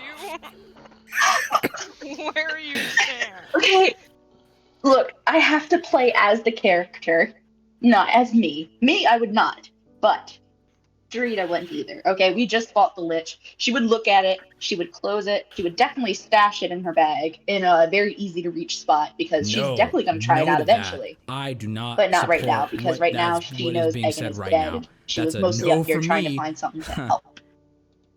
So no, she's not going to read it today. But next session.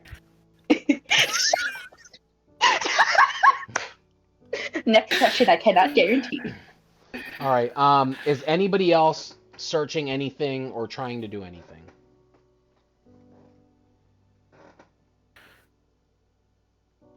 No. Are we gonna take a long rest here, guys? Otherwise, we're in a little bit of trouble here. We need to get somewhere, or somebody needs to like do a thingy or something. I'm trying to see if I have any other spells I can Is anyone else Sorry. searching anywhere or doing anything? No. No, Grim is just contemplating. Yes, I am. I am going to get on top of Dale, and I'm going to have him jump. Go this way. Hold on. I have a reason. She's going to come over here, jump down next to little Grim, and she is going to use Cure Wounds at a level 2. And that is the last of my spells. She's going to touch little Grim on the head and be like, "It's okay. You'll be fine."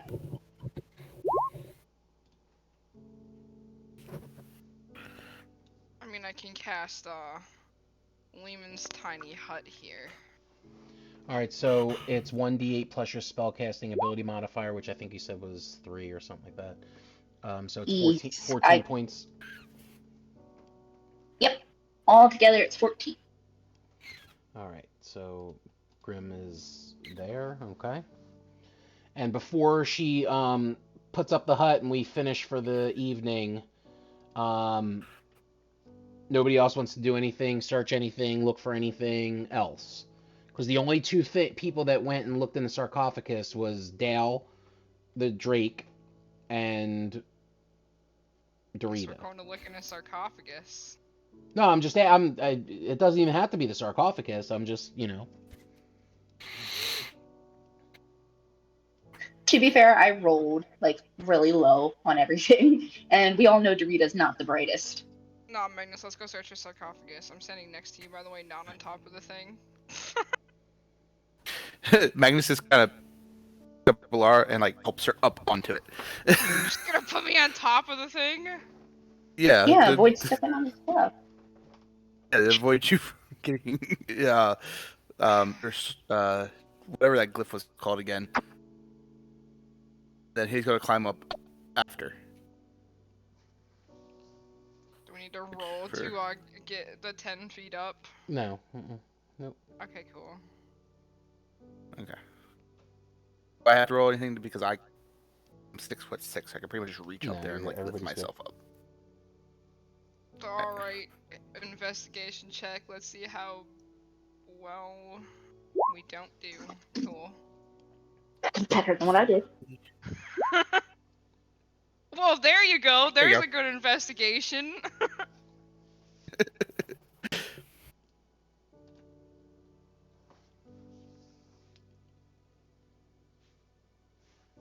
So Magnus is able to see under. There looks like there's like a rock or some kind of piece of stone that's in this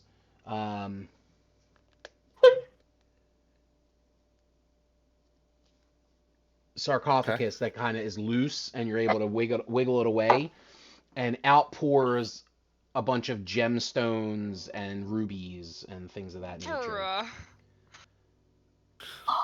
But you don't see any diamonds, though.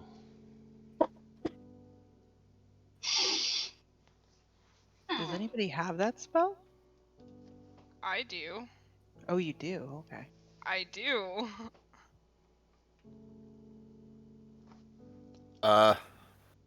What spell is it that you have? Revivify. I forget you're a cleric now. I was like, wait, only you Yeah, but you don't see any diamonds. You just see rubies and jewels, but no diamonds. Okay. Is there like a certain amount of each? Like if I were to just put them in my bag, or is it just kind of a? It's just like a, handful of different, they would be worth, combining if you were to find the right jeweler or something like that. It would be like 1,000 gold pieces worth of jewels. Okay. I'm just adding that. I wonder if anybody else would note. have diamonds on them. I would have them, probably back at the church that's being acid rained on right now. Or we had a full healing pool that someone decided was fun to wreck. I mean, hey, you had to find a way out. We found a kind of a way out into danger. Into the arms of a Lich Lord.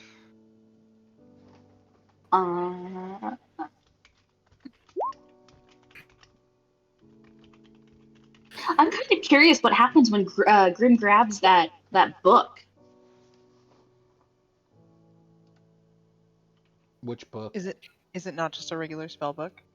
No, Egan's book, the one that he uses for his spells that connects them to Grim his wasn't deity. here. But no one technically knows but Alara either way. Yeah. I don't think that it's No, Well- not that book. His spell book. His book that he was telling Dorita about, Alara about with his connection to his deity. no, not a deity. Not deity, whatever. The thing that talks in his head. Yeah, it's a ghost. Not the The thing he's anxiety. The other connected to. thing. Yeah, All the right, girl. I can The- pop down from the. I want to know what thing. happens. Is that book cursed too? Does he just carry cursed books around? I need to know. Wouldn't He's been surprise to- me. Is Grim Egan. searching him or anything, or no? He searched him for his wizardy book. Just the book? That's all he's looking for.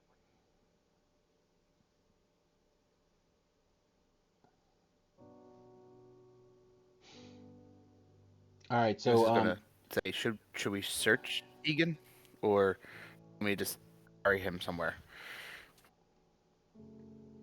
We have 10 days to save him. Okay. so you said you wanted to search So him, we're or were not you just searching asking? him? Oh no, I was asking if we should search him, Oh, I just don't know. to see if Keep you know. stuff. No, no, He just could to make see sure if there's he had nothing to. gems or something, but I doubt it. I'm just completely curious about this book. I want to know.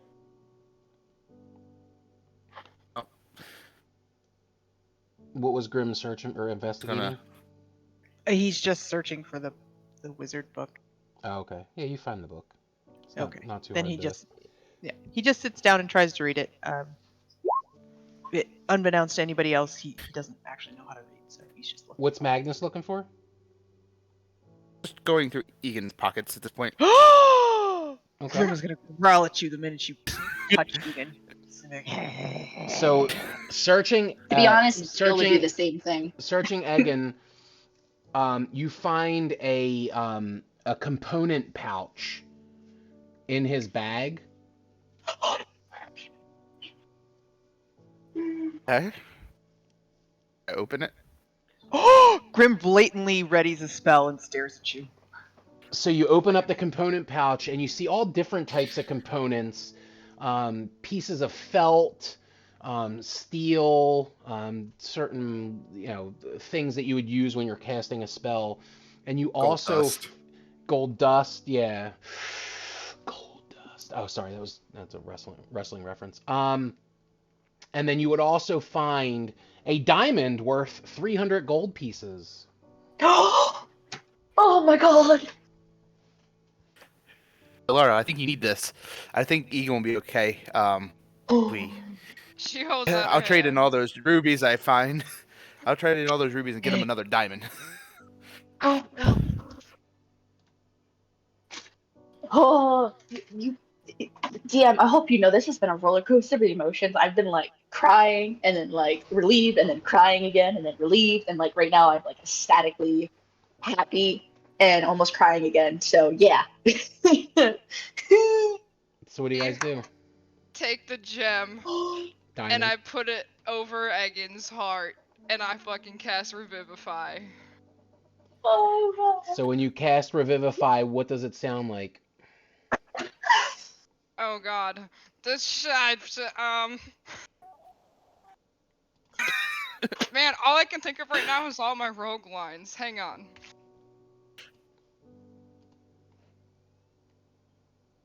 What's my goddess's name? I don't remember. I got this. Celine, isn't it? Saloon. Night, Draco. Hello, for being here, bud. Draco. I'm basically, I'm basically just gonna crouch down, put the gem over his heart, and say, "May Saloon restore you to life." So you say that, and for what feels like forever, nothing happens, and you don't quite understand why. But then all of a sudden, you hear mumbling words coming from Egan's mouth that sound quite like what?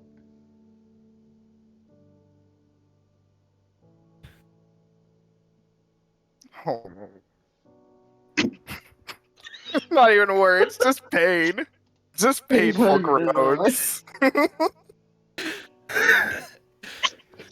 And Egan's eyes open up, and he seems like he's in a tremendous amount of pain, but he's alive again. So, fun fact, I have a herbalism kit. How do I use this? An herbalism kit? Yes. Are the books okay? Grim. No, Grim, but we give found me his more. book. Give me his book, Grim. Okay, let's add your professional bonus and ability checks to meet to everyone. Use Grim is kits gonna is hold. part antitoxins. Shoot, do I have... So I can use it to create a potion, correct? That's what I'm understanding? Yeah, it looks like you have proficiency with this kit to create antitoxins and potions of healing. I would like to do that. I'd like to do that. Just a simple potion of healing, nothing special, just something that would be easy to make. What do I... Hold on. Am I proficient in it? I am proficient in it.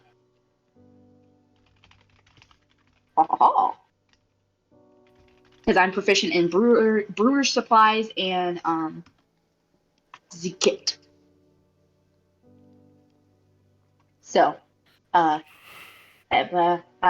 never used this before. So,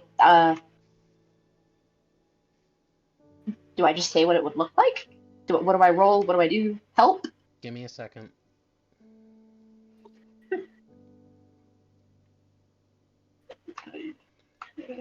So on creating a healing potion, it's going to cost you 25 gold pieces, and it takes 10 days for you to create the healing potion. Oh. Mm. So basically, you can make a potion of healing once every 10 days. Okay. Well, I'm going to go ahead and just gear that up. Just because I have a feeling we'll need it in the future. Okay. So I'm going to make a note in my little document saying that in 10 days I will have a healing potion. There you go. And I will minus 25 gold piece. Perfect. And with that being said, Alara puts up the tiny hut. Everybody's inside of it. Protect it for the evening to where you guys can all sleep and rest, get a long rest in. And that is where we will end tonight's session. I do want to thank everybody for being here this evening. It means a lot. It was a roller coaster of a night. I'm glad that we were able to enjoy it with all of you. Thank you so much for being here again. Check us again next time here on Horror Becomes Them. We will see you on the other side.